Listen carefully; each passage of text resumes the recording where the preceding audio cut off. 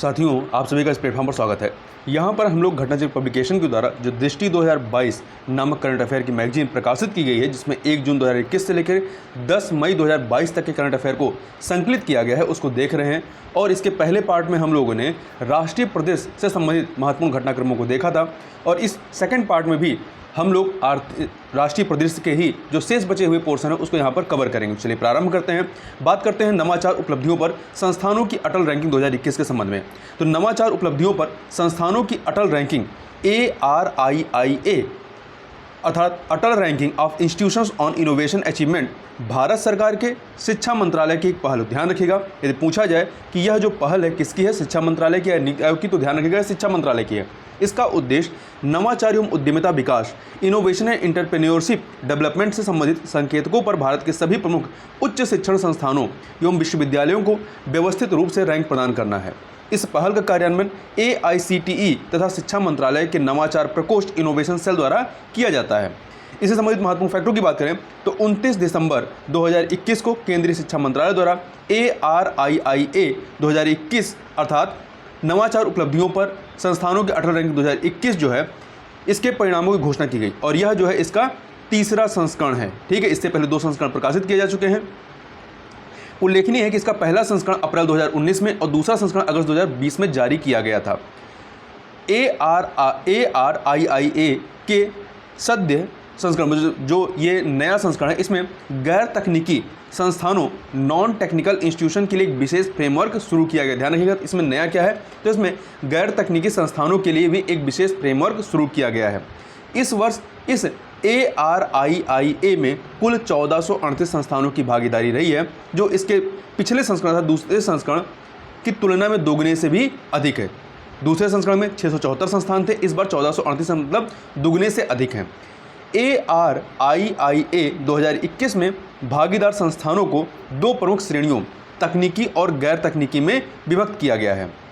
ARIIA 2021 के अनुसार IIT Madras को लगातार तीसरे वर्ष भारत के सबसे नवाचारी शिक्षण संस्थान का दर्जा प्राप्त हुआ। तो ये फैक्ट आपको याद रखना है कि किसको सबसे नवाचारी शिक्षण संस्थान का दर्जा दिया गया है, तो IIT मद्रास को लगातार तीसरे वर्ष। इसे CFTIS अर्थात केंद्रीय वित्त पोषित तकनीकी संस्थान, केंद्रीय विश्वविद्यालय, राष्ट्रीय स्तर के संस्थान श्रेणी में रैंक प्रदान की गई है, तकनीकी श्रेणी में रैंक प्रदान की गई है। अब देखते हैं श्रेणीवार उच्च शिक्षण संस्थानों की रैंकिंग के बारे में। तो सबसे पहले बात करते हैं केंद्र वित्त पोषित तकनीकी संस्थान या केंद्रीय विश्वविद्यालय राष्ट्रीय महत्व के संस्थान तकनीकी की जो शीर्ष 5 संस्थान है, कौन सा है, तो नंबर 1 पे आपका भारतीय प्रौद्योगिकी संस्थान मद्रास है, जो कि कहाँ पर स्थित, तमिलनाडु में स्थित है। अगला देखते हैं भारतीय प्रौद्योगिकी संस्थान बॉम्बे, IIT बॉम्बे जो है ये महाराष्ट्र में दूसरे नंबर पे है। IIT दिल्ली तीसरे पे है, IIT कानपुर चौथे पे है, IIT रुड़की जो है जो कि उत्तराखंड में है ये 5वें पे है। तो इस बात को ध्यान रखिएगा। आगे चलते हैं, अगली कैटेगरी है राज्य विश्वविद्यालय एवं डीम्ड विश्वविद्यालय, राजकीय एवं राज्य वित्त पोषित तकनीकी। शीर्ष 5 राज्यों संस्थानों की बात करें तो नंबर 1 पर है आपका पंजाब विश्वविद्यालय, दूसरे पे है दिल्ली प्रौद्योगिकी विश्वविद्यालय, तीसरे पे है नेताजी सुभाष चंद्र प्रौद्योगिकी विश्वविद्यालय जो कि दिल्ली में ही है, चौथे पे है चौधरी चरण सिंह हरियाणा कृषि विश्वविद्यालय, और 5वें पे है Avinashilingam institute for home science and higher education for women, ये तमिलनाडु में है। आगे चलते हैं, अब बात करते हैं तीसरी कैटेगरी की, राजकीय महाविद्यालय संस्थान राजकीय एवं राज्य वित्त पोषित तकनीकी कैटेगरी में शीर्ष 5 संस्थान कौन से हैं, तो अभियांत्रिकी महाविद्यालय पुणे में महाराष्ट्र, PSG प्रौद्योगिकी महाविद्यालय दूसरे पे तमिलनाडु में है, LD अभियांत्रिकी महाविद्यालय तीसरे नंबर पे गुजरात में, त्यागराजर अभियांत्रिकी महाविद्यालय तमिलनाडु में चौथे स्थान पर है, और वीर माता जीजाबाई प्रौद्योगिकी संस्थान महाराष्ट्र में है 5वें नंबर पे। तो महाराष्ट्र के 2 और तमिलनाडु के 2 इसमें हैं। अगली कैटेगरी है विश्वविद्यालय एवं डीम्ड विश्वविद्यालय स्व-वित्त पोषित या निजी तकनीकी श्रेणी में। तो शीर्ष स्थान Kalinga institute of industrial technology Orissa के खोरदा में स्थित है, इसको प्राप्त हुआ है। जबकि इसी श्रेणी में चितकारा विश्वविद्यालय पंजाब को दूसरा स्थान दिया गया है। निजी महाविद्यालय संस्थान स्व-वित्त पोषित निजी तकनीकी श्रेणी में GH रायसोनी अभियांत्रिकी महाविद्यालय महाराष्ट्र पहले स्थान पर, और RMK अभियांत्रिकी महाविद्यालय तमिलनाडु दूसरे स्थान पर है। ध्यातव्य है कि गैर तकनीकी विश्वविद्यालयों को भी 2 श्रेणियों में विभक्त किया गया, जिनका विवरण इस प्रकार से है पहला है राष्ट्रीय महत्व के संस्थान केंद्रीय विश्वविद्यालय एवं केंद्रीय वित्त पोषित गैर तकनीकी श्रेणी में पहले स्थान पर इंदिरा गांधी राष्ट्रीय मुक्त विश्वविद्यालय इग्नू दिल्ली है, जबकि दूसरे स्थान पर भारतीय प्रबंधन संस्थान कोझिकोड जो कि केरला में है। जो दूसरी कैटेगरी है सामान्य गैर तकनीकी श्रेणी के अंतर्गत भारतीय उद्यमशीलता विकास संस्थान entrepreneurship development institute of India जो कि गुजरात में है, ये शीर्ष स्थान पर है। और वहीं श्री नारायण कॉलेज केरल दूसरे स्थान पर और महात्मा गांधी विश्वविद्यालय केरल तीसरे स्थान पर है। इसमें उत्तर प्रदेश की स्थिति की बात करें तो इस CFTIS या राष्ट्रीय महत्व के संस्थानों केंद्रीय विश्वविद्यालय तकनीकी की सूची में भारतीय प्रौद्योगिकी संस्थान IIT कानपुर चौथे तथा Motilal Nehru national institute of technology Prayagraj 10वें स्थान पर है। स्ववित्त पोषित निजी विश्वविद्यालय या डीम्ड विश्वविद्यालय तकनीकी की रैंकिंग में MIT विश्वविद्यालय नोएडा 9वें स्थान पर है, जबकि निजी स्ववित्त पोषित महाविद्यालय संस्थान तकनीकी वर्ग में KIET समूह संस्थान उत्तर प्रदेश जो है तीसरे स्थान पर है। आगे चलते हैं, आगे बात करते हैं स्वस्थ राज्य प्रगतिशील भारत रिपोर्ट के बारे में। तो देखिए नीति आयोग एक स्वास्थ्य सूचकांक हेल्थ इंडेक्स का विकास कर उसे एक ऐसे वार्षिक सुव्यवस्थित साधन के रूप में स्थापित करने हेतु प्रतिबद्ध है जिसके माध्यम से बेहतर स्वास्थ्य संबंधी परिणाम प्राप्त करने पर राज्यों के सभी प्रदेशों का ध्यान आकर्षित किया जा सके। फरवरी 2018 में नीति आयोग द्वारा स्वास्थ्य सूचकांक का प्रथम संस्करण स्वस्थ राज्य प्रगतिशील भारत नामक रिपोर्ट के अंतर्गत प्रस्तुत किया गया था। तो ध्यान रखिएगा, स्वस्थ राज्य प्रगतिशील भारत रिपोर्ट किसके द्वारा जारी की जाती है? नीति आयोग के द्वारा। तो पहला संस्करण इसका 2018 में आया था। 27 दिसंबर 2021 को नीति आयोग द्वारा स्वस्थ राज्य प्रगतिशील Bharat healthy state progressive India report का चौथा संस्करण 2019-20 के लिए जारी किया गया है। यह रिपोर्ट विश्व बैंक के तकनीकी सहयोग तथा केंद्रीय स्वास्थ्य एवं परिवार कल्याण मंत्रालय भारत सरकार के परामर्श से नीति आयोग द्वारा विकसित किया गया है। इस रिपोर्ट में राज्यों के सभी प्रदेशों को स्वास्थ्य परिणामों में उनके विद्यमान परिवर्तन वर्ष दर वर्ष प्रगति तथा समग्र प्रदर्शन वर्तमान प्रदर्शन के आधार पर रैंक प्रदान की गई है। इस रिपोर्ट हेतु आधार वर्ष जो है 2018-19 तथा संदर्भ वर्ष जो है 2019-20 रखा गया है, जो कोविड-19 से पूर्व की स्थिति को समाहित करता है। मतलब कोविड के दौरान की जो स्थिति है उसको इसमें परिलक्षित नहीं होगा। यह स्वास्थ्य सूचकांक 24 इंडिकेटर्स पर आधारित है।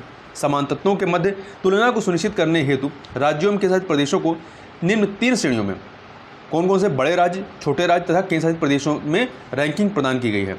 राज्यों को संदर्भ वर्ष में सूचकांक स्कोर के आधार पर 3 वर्गों फ्रंट रनर, अचीवर्स तथा एस्पिरेंट्स में वर्गीकृत किया गया है। संदर्भ वर्ष अर्थात रेफरेंस ईयर 2019-20 के लिए बड़े राज्यों में केरल, तमिलनाडु और तेलंगाना समग्र प्रदर्शन की दृष्टि से शीर्ष 3 राज्य हैं। कौन कौन से? केरल, तमिलनाडु और तेलंगाना। समग्र प्रदर्शन की दृष्टि से केरल को लगातार चौथी बार सर्वश्रेष्ठ प्रदर्शक राज्य घोषित किया गया है। वहीं शीर्ष 5 राज्य जो 5 बड़े राज्य हैं समग्र प्रदर्शन की दृष्टि से संदर्भ वर्ष 2019-20 में देखें तो रैंक पहले स्थान पर कौन सा है? केरल है, दूसरे पे तमिलनाडु, तीसरे पे तेलंगाना, चौथे पे आंध्र प्रदेश, 5वें पे महाराष्ट्र। तो केरल, तमिलनाडु, तेलंगाना, आंध्र प्रदेश और महाराष्ट्र ये शीर्ष 5 हैं। आगे चलते हैं। वर्ष 2019-20 में समग्र प्रदर्शन की दृष्टि से बड़े राज्यों में अंतिम स्थान जो रहा है, बड़े राज्यों में अंतिम स्थान जो है उत्तर प्रदेश का 19वां स्थान इसको प्राप्त हुआ, जबकि 18वें इससे एक स्थान पहले पे कौन है? बिहार है। तो लास्ट के जो 2 हैं उत्तर प्रदेश और बिहार है। 19वें पे उत्तर प्रदेश है सबसे लास्ट में, उससे एक पायदान ऊपर बिहार है। जबकि बड़े राज्यों में उत्तर प्रदेश, असम और तेलंगाना वार्षिक वृद्धिशील प्रदर्शन आधार वर्ष से संदर्भ वर्ष के दौरान जो परिवर्तन हुआ है इसके दृष्टि से क्रमशः शीर्ष 3 राज्य हैं। आगे चलते हैं। शीर्ष 5 छोटे राज्यों की बात करें तो समग्र प्रदर्शन की दृष्टि से संदर्भ वर्ष 2019-20 में पहले नंबर पे छोटे राज्यों में मिजोरम है, दूसरे पे त्रिपुरा, तीसरे पे सिक्किम है, चौथे पे गोवा है और 5वें पे मेघालय है। तो इन 5 राज्यों के नाम याद रखिएगा: मिजोरम, त्रिपुरा, सिक्किम, गोवा और मेघालय। केंद्र शासित प्रदेशों में वर्ष 2019-20 में समग्र प्रदर्शन के आधार पर दमन एवं दीव तथा दादरा एवं नगर हवेली पहले स्थान पर हैं, जबकि अंडमान निकोबार अंतिम स्थान पर है अर्थात 7वें स्थान पर है। आगे बात करते हैं हिमाचल प्रदेश की जल विद्युत परियोजनाओं के बारे में। तो 27 दिसंबर 2021 को प्रधानमंत्री नरेंद्र मोदी ने हिमाचल प्रदेश में 11,581 करोड़ रुपये की लागत से जल विद्युत परियोजनाओं का लोकार्पण किया। ये जो जल विद्युत परियोजनाएं हैं कौन सी हैं?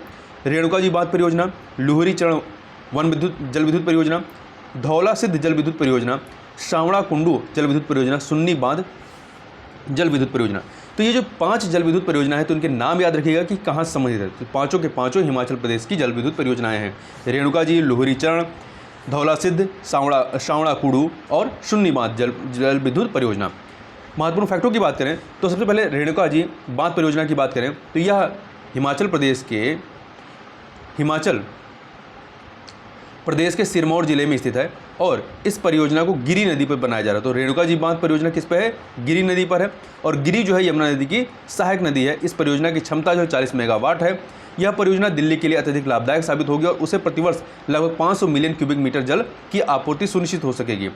रेणुका जी बांध के भंडारी जल का उपयोग हथनी कुंड बैराज के माध्यम से उत्तर प्रदेश, हरियाणा एवं राष्ट्रीय राजधानी क्षेत्र दिल्ली द्वारा किया जाएगा। आगे देखते हैं, आगे बात करते हैं। जबकि वजीराबाद बैराज के माध्यम से राष्ट्रीय राजधानी क्षेत्र दिल्ली को और ओखला बैराज के माध्यम से उत्तर प्रदेश, हरियाणा और राजस्थान को जल प्राप्त होगा। उल्लेखनीय है कि रेणुका जी बांध परियोजना के कार्यान्वयन हेतु 11 जनवरी 2019 को जल शक्ति मंत्रालय एवं 6 संघ राज्यों एवं संशासित क्षेत्रों उत्तर प्रदेश, हरियाणा, हिमाचल प्रदेश, दिल्ली, राजस्थान तथा उत्तराखंड के मध्य समझौता हस्ताक्षरित हुआ था। ज्ञातव्य है कि वर्ष 2008 में इस परियोजना को राष्ट्रीय परियोजना घोषित किया गया था। लुहरी चरण वन जल विद्युत परियोजना की बात करें तो यह एक रन ऑफ द रिवर परियोजना है। यह परियोजना हिमाचल प्रदेश के कुल्लू और शिमला जिले में स्थित है और इस परियोजना को सतलुज नदी पर बनाया जा रहा है। तो ध्यान रखिएगा, लुहरी जल विद्युत परियोजना सतलुज नदी पर है और इसकी क्षमता 210 मेगावाट है। इस परियोजना के माध्यम से प्रतिवर्ष 758.2 मिलियन यूनिट विद्युत का उत्पादन होगा। आगे बात करते हैं धौलासिद्ध परियोजना के बारे में। तो यह परियोजना हमीरपुर और कांगड़ा, हिमाचल प्रदेश के हमीरपुर और कांगड़ा जिले में स्थित है। इसे ब्यास नदी पर बनाया जा रहा है। धौलासिद्ध परियोजना ब्यास नदी पर, इसकी क्षमता 66 मेगावाट है। इससे प्रतिवर्ष 304 मिलियन यूनिट टन विद्युत उत्पादित होगी। सावड़ा कुड्डू जल विद्युत परियोजना के बारे में बात करें तो यह हिमाचल प्रदेश के शिमला जिले में स्थित है। इसे पब्बर नदी, यमुना की सहायक नदी पब्बर नदी पर बनाया जा रहा है या बनाया गया है सावड़ा कुड्डू जल विद्युत परियोजना की। इसकी क्षमता 111 मेगावाट है। आगे चलते हैं, सुन्नी बांध जल विद्युत परियोजना। यह हिमाचल के शिमला और मंडी जिले में स्थित है। यह परियोजना सतलुज नदी पर ही स्थित है। सतलुज नदी पर स्थित है। जैसे सावड़ा कुड्डू क्या था, यमुना की सहायक नदी पब्बर पर था और आपका धौलासिद्ध जो है ये ब्यास नदी पर था, धौलासिद्ध ब्यास पर था और लुहरी चरण वन जो है ये आपका सतलुज पे था। तो सतलुज पे ही आपका सुन्नी बांध जल विद्युत परियोजना भी है जिसकी क्षमता 382 मेगावाट है। आगे चलते हैं, आगे बात करते हैं सुशासन सूचकांक 2020-21 के बारे में। सुशासन सूचकांक 2020-21 या गुड गवर्नेंस इंडेक्स 2020-21 सभी राज्यों एवं केंद्रशासित प्रदेशों में प्रशासन की स्थिति के आकलन तथा उनकी सरकारों द्वारा उठाए गए विभिन्न कदमों के प्रभाव से अवगत होने का एक रूप साधन है, यूनिफॉर्म टूल है। सुशासन सूचकांक 2020-21 का विकास प्रशासनिक सुधार एवं लोक शिकायत विभाग ने राष्ट्रीय सुशासन केंद्र नई दिल्ली तथा सुशासन केंद्र हैदराबाद के तकनीकी सहयोग से किया है। महत्वपूर्ण फैक्टों की बात करें तो 25 दिसंबर 2021 को सुशासन दिवस के अवसर पर 25 दिसंबर को सुशासन दिवस के रूप में मनाया जाता है कि अवसर पर केंद्रीय कार्मिक, लोक शिकायत और पेंशन मंत्रालय द्वारा सुशासन सूचकांक 2020-21 जारी किया गया है। यह इस सूचकांक का दूसरा संस्करण है। पहली बार जो है 2019 में जारी किया गया था, पहली बार 2019 में, अब यह दूसरा जारी किया गया 2021 में।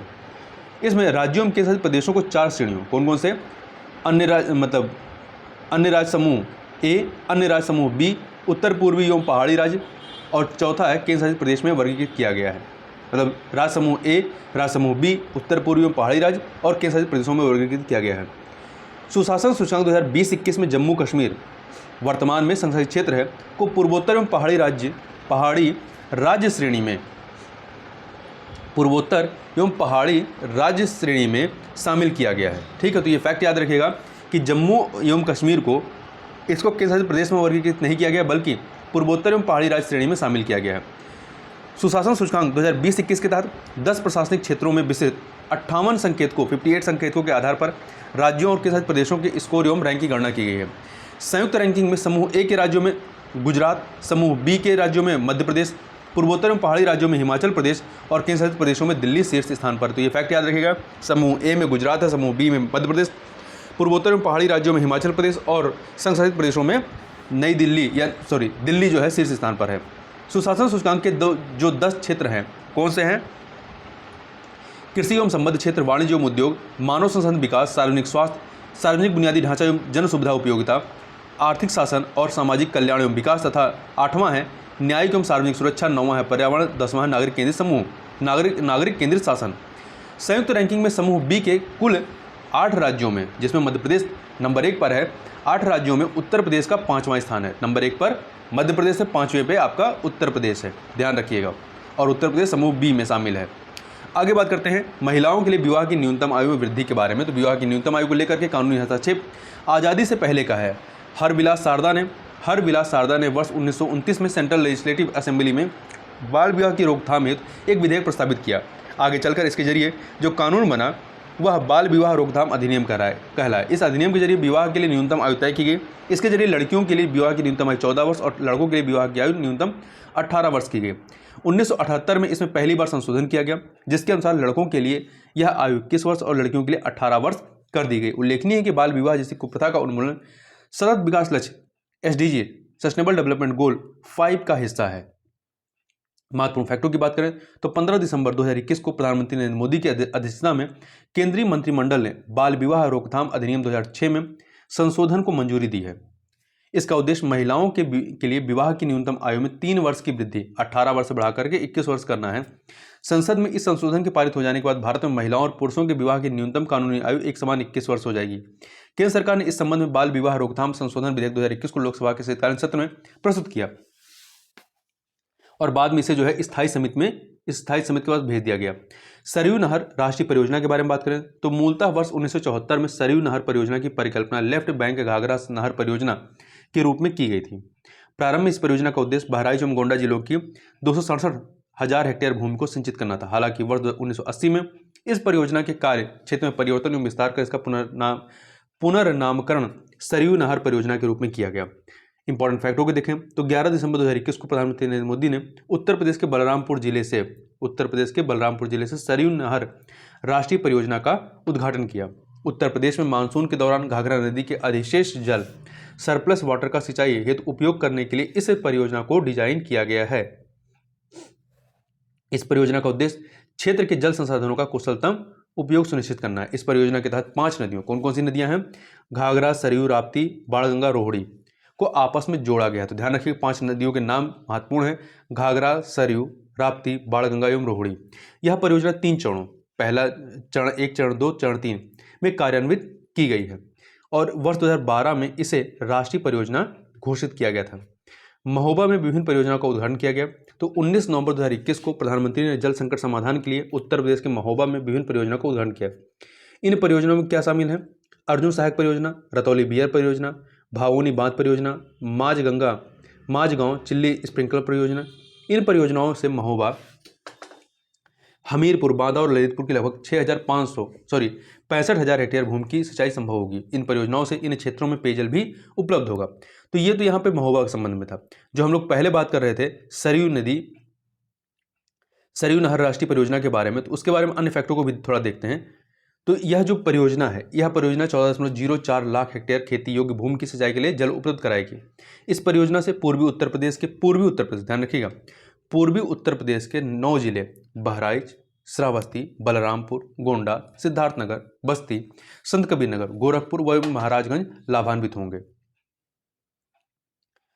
आगे बढ़ते हैं। झांसी में उद्घाटित परियोजनाओं के बारे में बात करें तो 19 नवंबर 2021 को प्रधानमंत्री नरेंद्र मोदी ने झांसी में 600 मेगावाट के ultra mega solar power park का उद्घाटन किया। इसका निर्माण 3,000 करोड़ रुपए की लागत से किया गया है।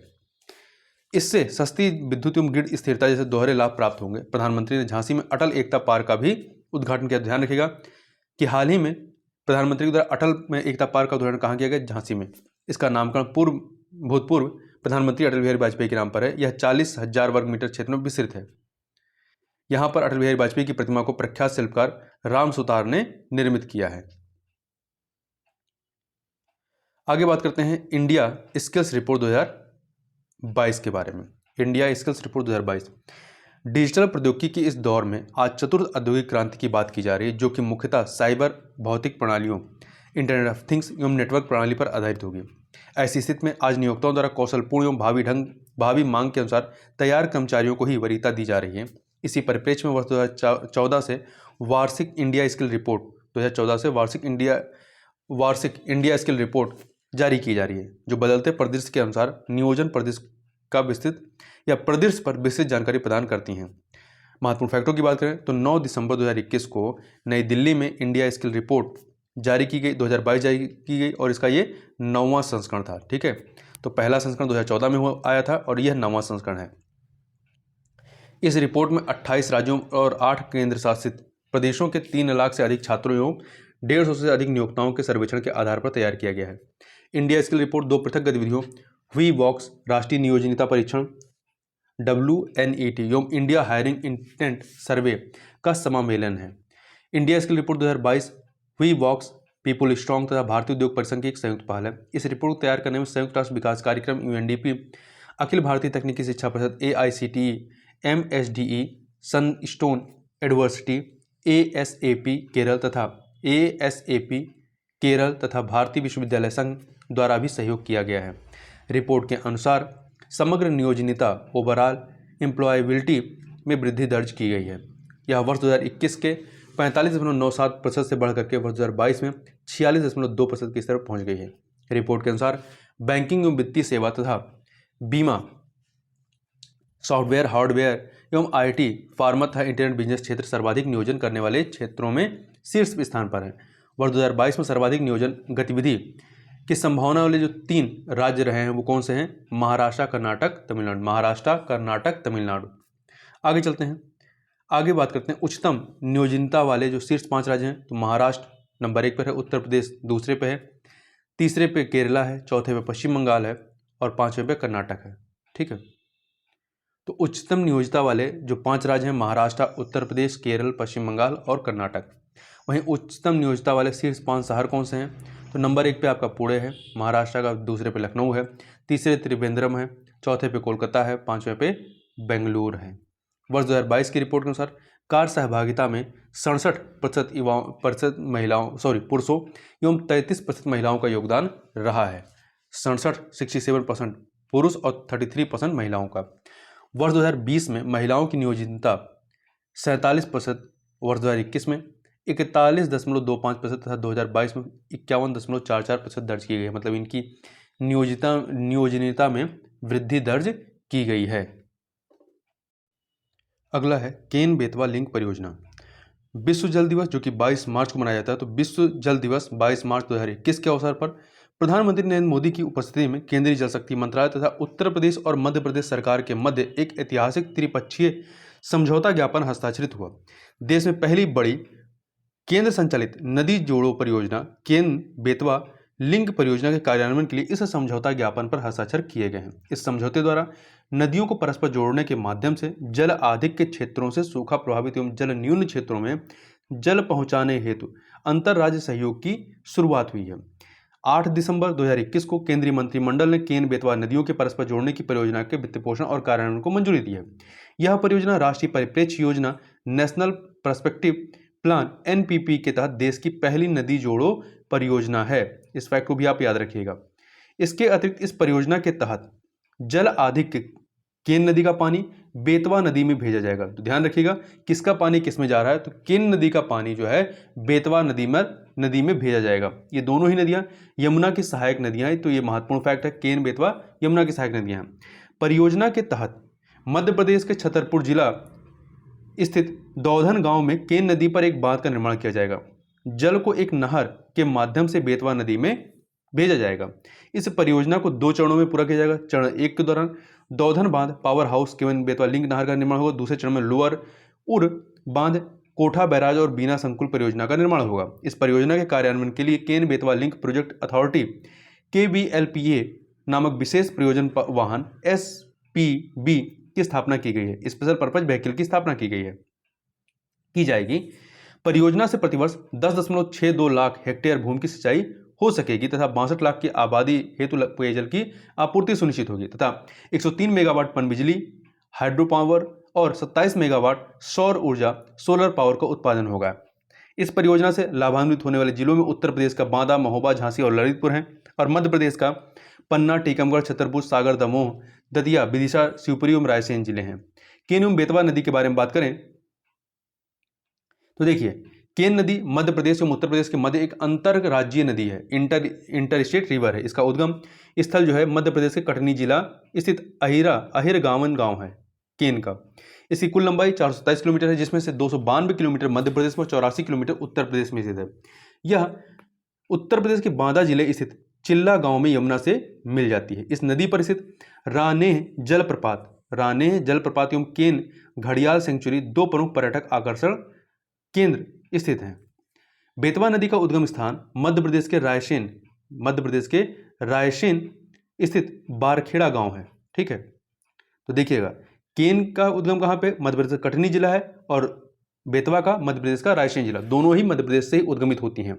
बेतवा नदी पर राजघाट, परिछा और माता टीला बांध निर्मित किए गए। कई बार पूछा गया है कि माता टीला बांध किस नदी पर है, तो बेतवा नदी पर है। आगे चलते हैं। भोपाल और इंदौर में पुलिस कमिश्नर प्रणाली लागू की गई है। देखिए, पुलिस को भारतीय संविधान की 7वीं अनुसूची के अंतर्गत राज्य सूची के विषय के रूप में रखा गया है। सामान्य पुलिसिंग व्यवस्था में जिले की पुलिस पर नियंत्रण के लिए जिलाधिकारियों एवं अन्य प्रशासनिक अधिकारियों के पास कार्यात्मक मजिस्ट्रेट की शक्तियां निहित होती हैं, जबकि पुलिस कमिश्नर प्रणाली में ये शक्तियां कमिश्नर के पास होती हैं। महत्वपूर्ण फैक्टरों की बात करें तो दिसंबर 2021 में अधिसूचना जारी होने के फलस्वरूप भोपाल और इंदौर में पुलिस कमिश्नर प्रणाली का शुभारंभ हो गया है। मकरंद देउशकर भोपाल के तथा हरिनारायण चारी मिश्र इंदौर के प्रथम पुलिस आयुक्त नियुक्त किए गए हैं। देखिए, पुलिस कमिश्नर प्रणाली में पुलिस कमिश्नर के पास देह व्यापार, पशु क्रूरता, विस्फोटक पदार्थों, जिला बदर, लाठीचार्ज, फायरिंग, धरना प्रदर्शन एवं होटल बार लाइसेंस आदि प्रकरणों में सीधी कार्रवाई करने का अधिकार होगा। इसके अतिरिक्त सीआरपीसी की धारा 107, 116, 144, 145 का क्रियान्वयन पुलिस कमिश्नर कर सकेंगे। पुलिस प्रणाली लागू होने के फलस्वरूप भोपाल एवं इंदौर के पुलिस कमिश्नरों को कई सारे कानूनों के तहत शक्तियां प्राप्त हो जाएंगी, जैसे पुलिस अधिनियम 1861, बंदी अधिनियम 1920 अधिनियम 1919, अनैतिक व्यापार निवारण अधिनियम 1956, गैर कानूनी गतिविधि रोकथाम अधिनियम 1967, मोटर वाहन अधिनियम 1988, मध्य प्रदेश राज्य सुरक्षा अधिनियम 1990, आधिकारिक गोपनीयता अधिनियम 1926। इन सबको याद रखने की आपको जरूरत नहीं है। उत्तर प्रदेश के 4 जिलों में पुलिस कमिश्नर प्रणाली लागू है, तो ये महत्वपूर्ण है, आपको याद रखना है। लखनऊ, गौतम बुद्ध नगर, वाराणसी, कानपुर। तो पूछा जा सकता है कि उत्तर प्रदेश के कितने जिलों में पुलिस कमिश्नर प्रणाली लागू है, या वो कौन से जिले हैं, तो लखनऊ, गौतम बुद्ध नगर, वाराणसी और कानपुर।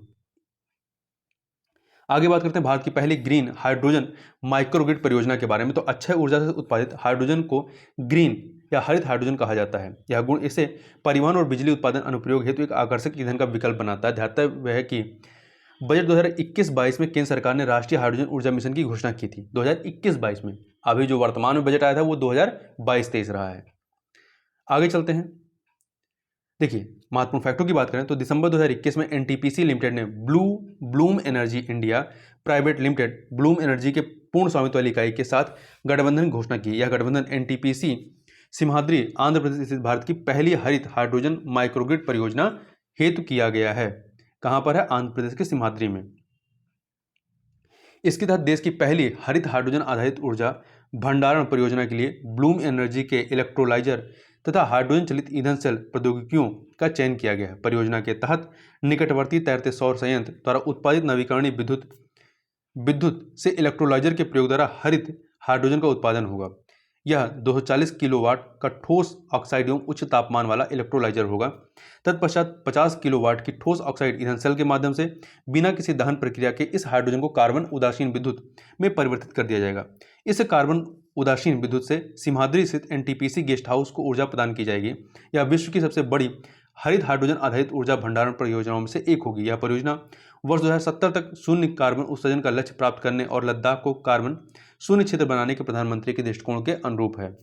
पच्चमपल्ली सर्वश्रेष्ठ पर्यटन गांव है। देखिए, सर्वश्रेष्ठ पर्यटन गांव संयुक्त राष्ट्र विश्व पर्यटन संगठन की एक पहल है। किसकी? संयुक्त राष्ट्र विश्व पर्यटन संगठन UNWTO की।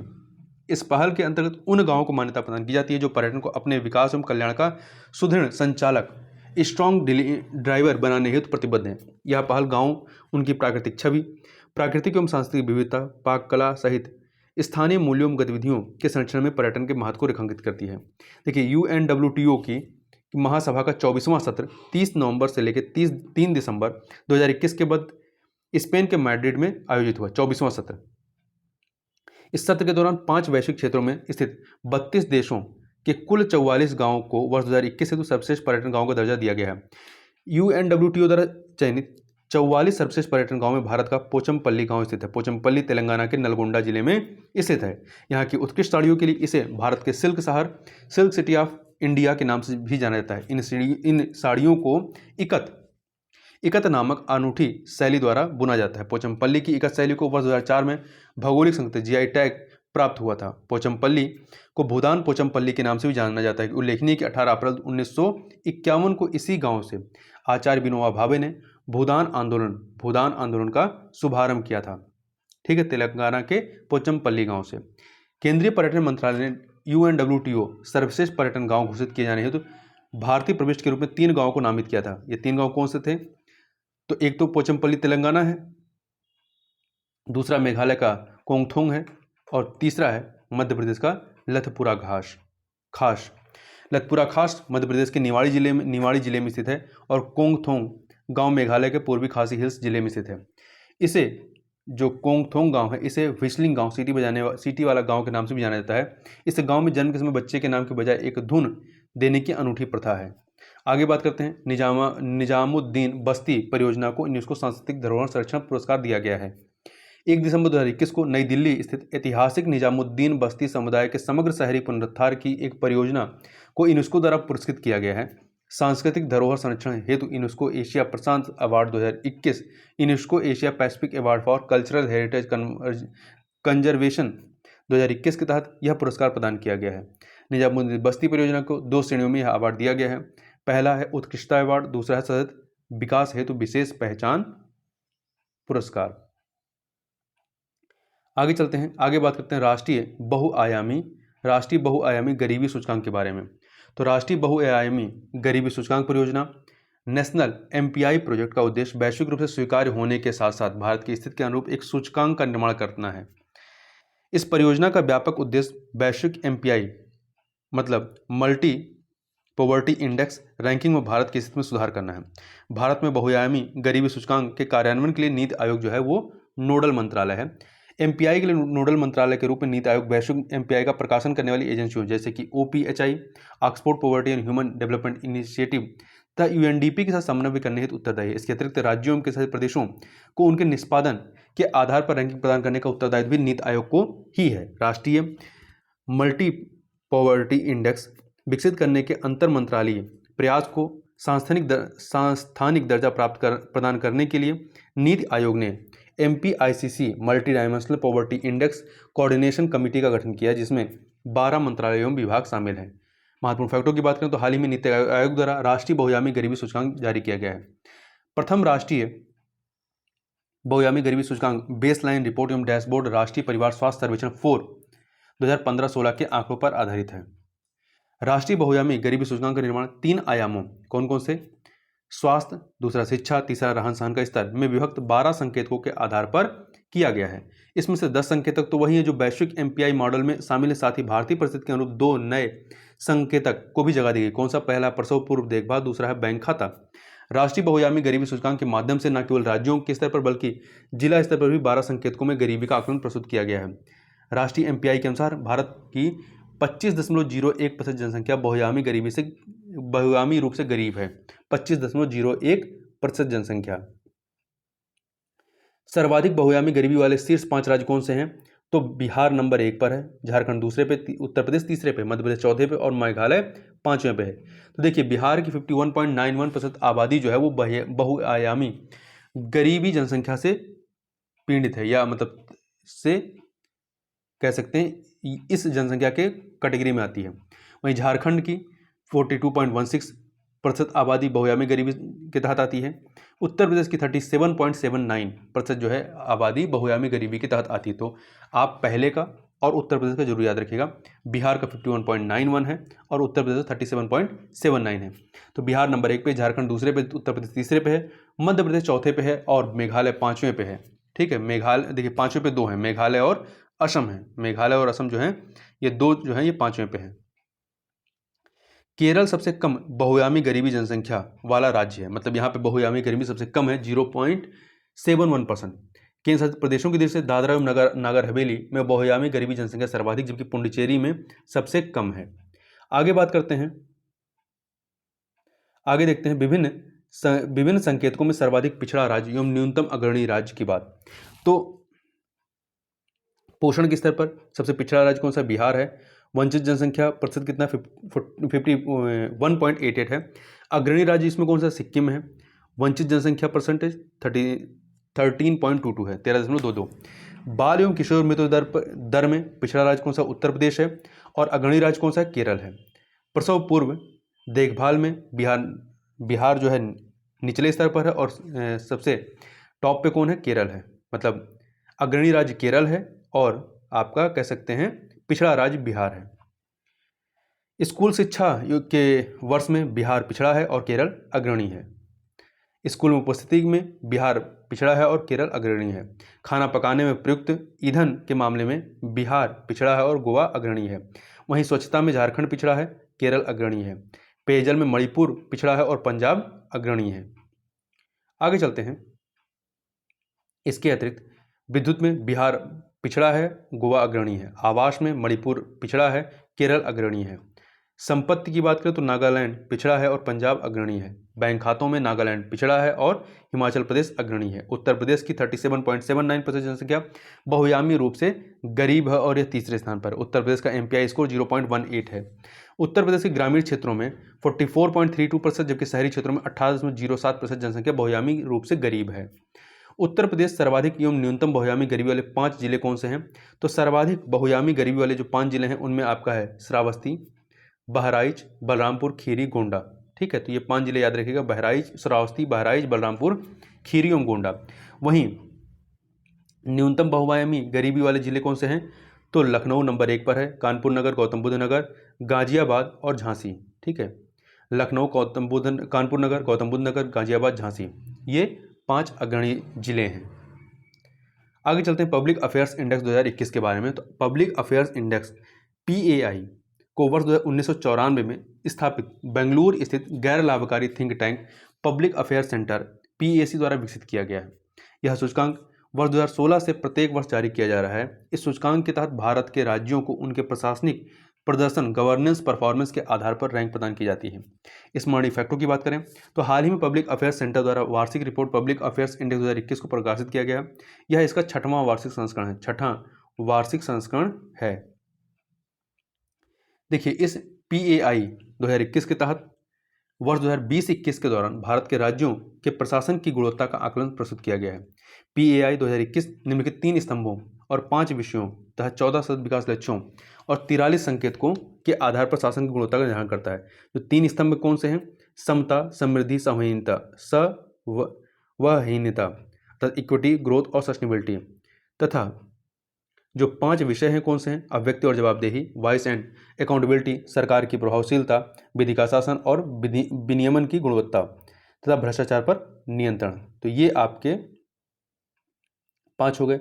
14 SDG लक्ष्य कौन से हैं? तो टारगेट नंबर 1, 2, 3, 4, 5, 6, 7, 8, 9, 10, 11, 12।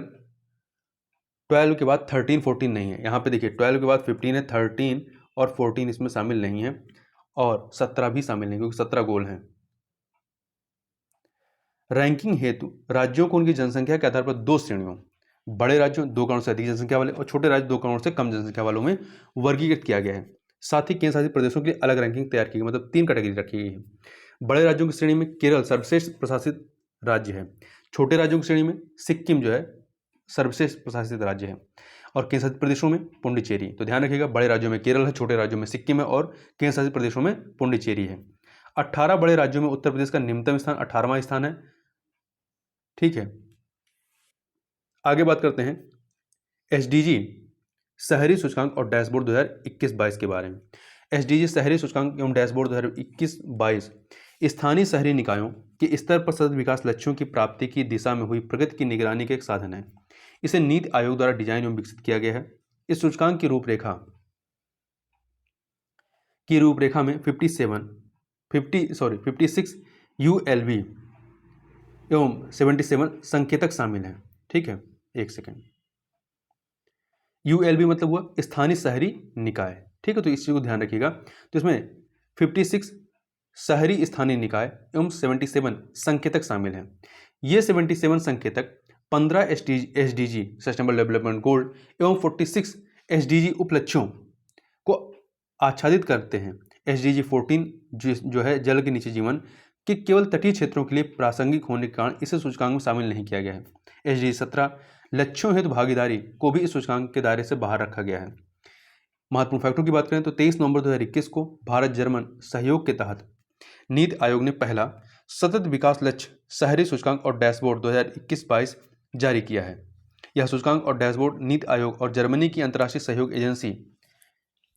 एजेंसी के मध्य समन्वय का परिणाम है। इस सूचकांक में शिमला को प्रथम, कोयम्बटूर को दूसरा, शिमला को पहला, कोयम्बटूर को दूसरा, जबकि चंडीगढ़ और तिरुवनंतपुरम को संयुक्त रूप से तीसरा स्थान प्राप्त हुआ है।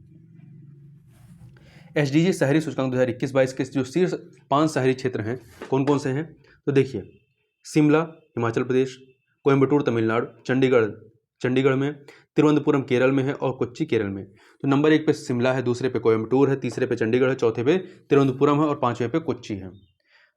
आगे चलते हैं, आगे बात करते हैं इसमें SDG शहरी सूचकांक 2021-22 में अंतिम 5 जो हैं, अंतिम 5 शहर, अंतिम 56 नंबर पे धनबाद है झारखंड का, 55 पे उत्तर प्रदेश का मेरठ है, 54 पे अरुणाचल प्रदेश का ईटानगर है, 53 पे असम का गुवाहाटी है और 52 पे बिहार का पटना है। अब आगे यहाँ बात करते हैं SDG शहरी सूचकांक 2021-22 उत्तर प्रदेश के शहरों की स्थिति के बारे में। तो देखिए इसमें लखनऊ को 36 रैंक दी गई है, कानपुर को 38, गाजियाबाद को 41, प्रयागराज को 42 और वाराणसी को 46 तथा आगरा को 49 और मेरठ को 55 स्थान दिया गया है। आगे बात करते हैं स्वच्छ सर्वेक्षण 2021 के बारे में। स्वच्छ सर्वेक्षण 2021 20 नवंबर 2021 को भारत सरकार के आवासन एवं शहरी कार्य मंत्रालय द्वारा स्वच्छ सर्वेक्षण 2021 का परिणाम जारी किया गया है। स्वच्छ सर्वेक्षण 2021 आवासन एवं शहरी मामलों के मंत्रालय द्वारा संचालित शहरी क्षेत्रों के वार्षिक स्वच्छता सर्वेक्षण की श्रृंखला का 6वां संस्करण। ध्यान रखिएगा, जो शहरी स्वच्छ सर्वेक्षण होता है इसको करता कौन है? आवासन एवं शहरी मामलों का मंत्रालय। इस वर्ष केंद्र सरकार द्वारा पुरस्कारों की नई श्रेणी घोषणा भी की गई है जिसका नाम है प्रेरक दौड़ सम्मान। ठीक है, दौड़ सम्मान। तो ध्यान रखिएगा 21 से संबंधित है। इस सम्मान के तहत 5 अतिरिक्त उप श्रेणियां होंगी: दिव्य प्लेटिनम या प्लेटिनम, अनुपम गोल्ड स्वर्ण, उज्ज्वल सिल्वर रजत, उदित ब्रांज कांस्य, आरोही एस्पायरिंग आकांक्षी। स्वच्छ सर्वेक्षण 2021 28 दिनों तक सभी राज्यों के साथ प्रदेशों के 4320 शहरों और इसमें 62 कंटेनमेंट बोर्ड शामिल हैं में संचालित किया गया। इस प्रकार स्वच्छ सर्वेक्षण का यह 6वां संस्करण जो है विश्व का सबसे बड़ा शहरी स्वच्छता सर्वेक्षण बन गया है। स्वच्छ सर्वेक्षण 2021 में गंगा के किनारे बसे 91 गंगा नगरों को भी शामिल किया गया है। महत्वपूर्ण फैक्टों की बात करें तो स्वच्छ सर्वेक्षण 2021 में राष्ट्रीय स्तर पर समग्र रूप से 1 लाख से अधिक जनसंख्या श्रेणी में पर लगातार 5वीं बार इंदौर को भारत का सबसे स्वच्छ शहर घोषित किया गया है। शीर्ष 10 शहरों की रैंकिंग जो 1 लाख से अधिक जनसंख्या श्रेणी में है वो कौन से हैं, इनके नाम आप देख लीजिए। इसमें है पहले नंबर मध्य प्रदेश का इंदौर, दूसरे पे गुजरात का सूरत, तीसरे पे आंध्र प्रदेश का विजयवाड़ा, चौथे पे महाराष्ट्र का नवी मुंबई, 5वें पे महाराष्ट्र का पुणे, 6ठे पे रायपुर का छत्तीसगढ़, 7वें पे मध्य प्रदेश का भोपाल है, 8वें पे गुजरात का बड़ोदरा है और 9वें पे है आंध्र प्रदेश का विशाखापत्तनम तथा 10वें पे गुजरात का अहमदाबाद। अब बात करते हैं शीर्ष 10 शहरों जो कि 1 लाख से 10 लाख जनसंख्या श्रेणी की रैंकिंग इस प्रकार है। नई दिल्ली नंबर 1 पे, छत्तीसगढ़ का अंबिकापुर दूसरे पे, आंध्र प्रदेश का तिरुपति तीसरे पे है, उत्तर प्रदेश का नोएडा चौथे पे है, मध्य प्रदेश का उज्जैन 5वें पे है, गुजरात का गांधीनगर 6ठे पे है, कर्नाटक का मैसूर 7वें पे है, मध्य प्रदेश का बुरहानपुर 8वें पे है, महाराष्ट्र का धुले 9वें पे है और मध्य प्रदेश का देवास 10वें पे है। 10 लाख से अधिक जनसंख्या श्रेणी के शीर्ष 20 शहरों में उत्तर प्रदेश के 2 शहर का स्थान है जिनमें लखनऊ और गाजियाबाद। लखनऊ ने 12वां और गाजियाबाद ने 18वां स्थान बनाया है। 10 लाख से अधिक जनसंख्या श्रेणी में कानपुर का 21वां, आगरा का 24वां, प्रयागराज का 26वां, मेरठ का 27वां तथा वाराणसी का 30वां स्थान है। 1 लाख से कम जनसंख्या श्रेणी में बीटा, महाराष्ट्र के सांगली में बीटा को भारत का सबसे स्वच्छ शहर घोषित किया गया 1 लाख से कम जनसंख्या वाली श्रेणी में। आगे यहाँ देखते हैं राज्यों की रैंकिंग जो इस प्रकार से शीर्ष स्थान प्राप्त 5 राज्य जिसमें 100 स्थानीय निकायों से कम है और शीर्ष स्थान प्राप्त 5 राज्य जहाँ 100 स्थानीय निकायों से अधिक हैं। तो शीर्ष स्थान देखिए झारखंड नंबर 1 पर है, हरियाणा दूसरे पे, गोवा तीसरे पे, उत्तराखंड चौथे पे है, और हिमाचल प्रदेश 5वें पे है। इसी प्रकार से शीर्ष स्थान प्राप्त 5 राज्यों जहाँ पे 100 स्थानीय निकायों से अधिक है उसमें आपका छत्तीसगढ़ नंबर 1 पर है, महाराष्ट्र दूसरे पे, गुजरात मध्य प्रदेश तीसरे पे है, गुजरात चौथे पे और आंध्र प्रदेश 5वें पे है। 100 शहरी स्थानीय निकायों से अधिक की श्रेणी वाले राज्यों में उत्तर प्रदेश का जो है वो 6वां स्थान है।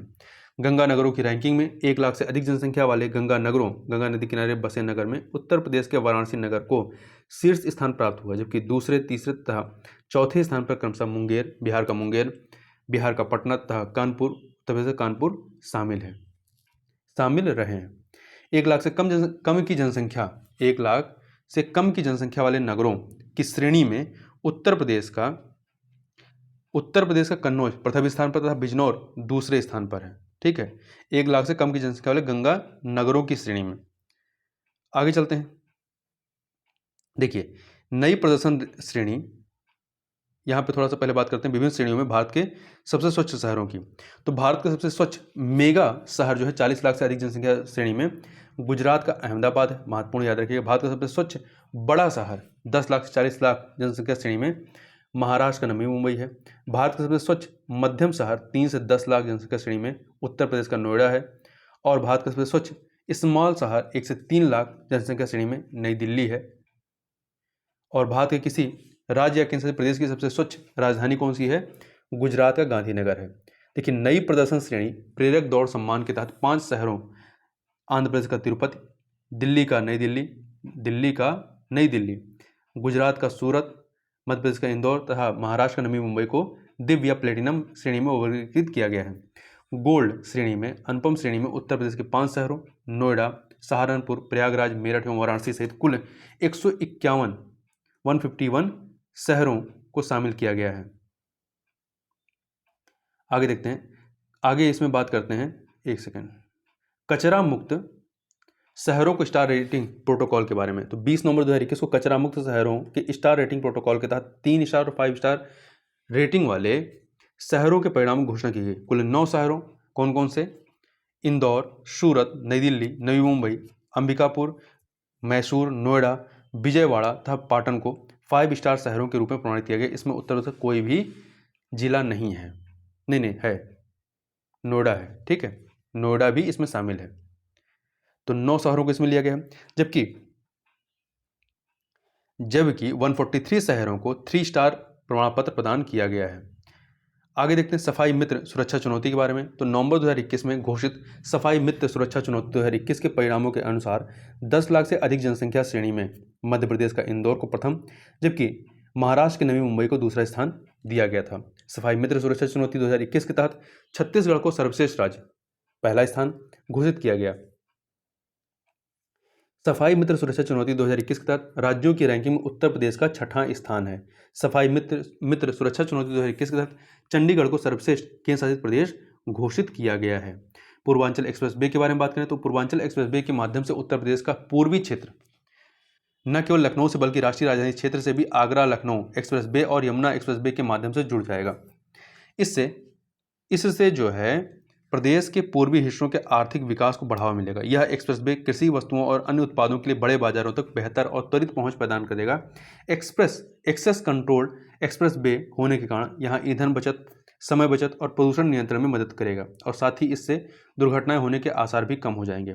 महत्वपूर्ण फैक्टों की बात करें तो 16 नवंबर 2021 को प्रधानमंत्री नरेंद्र मोदी ने करवल खीरी, सुल्तानपुर के करवल खीरी में पूर्वांचल एक्सप्रेसवे का उद्घाटन किया। Steel authority of India limited ने एक्सप्रेस वे के लिए 48,200 टन स्टील की आपूर्ति की।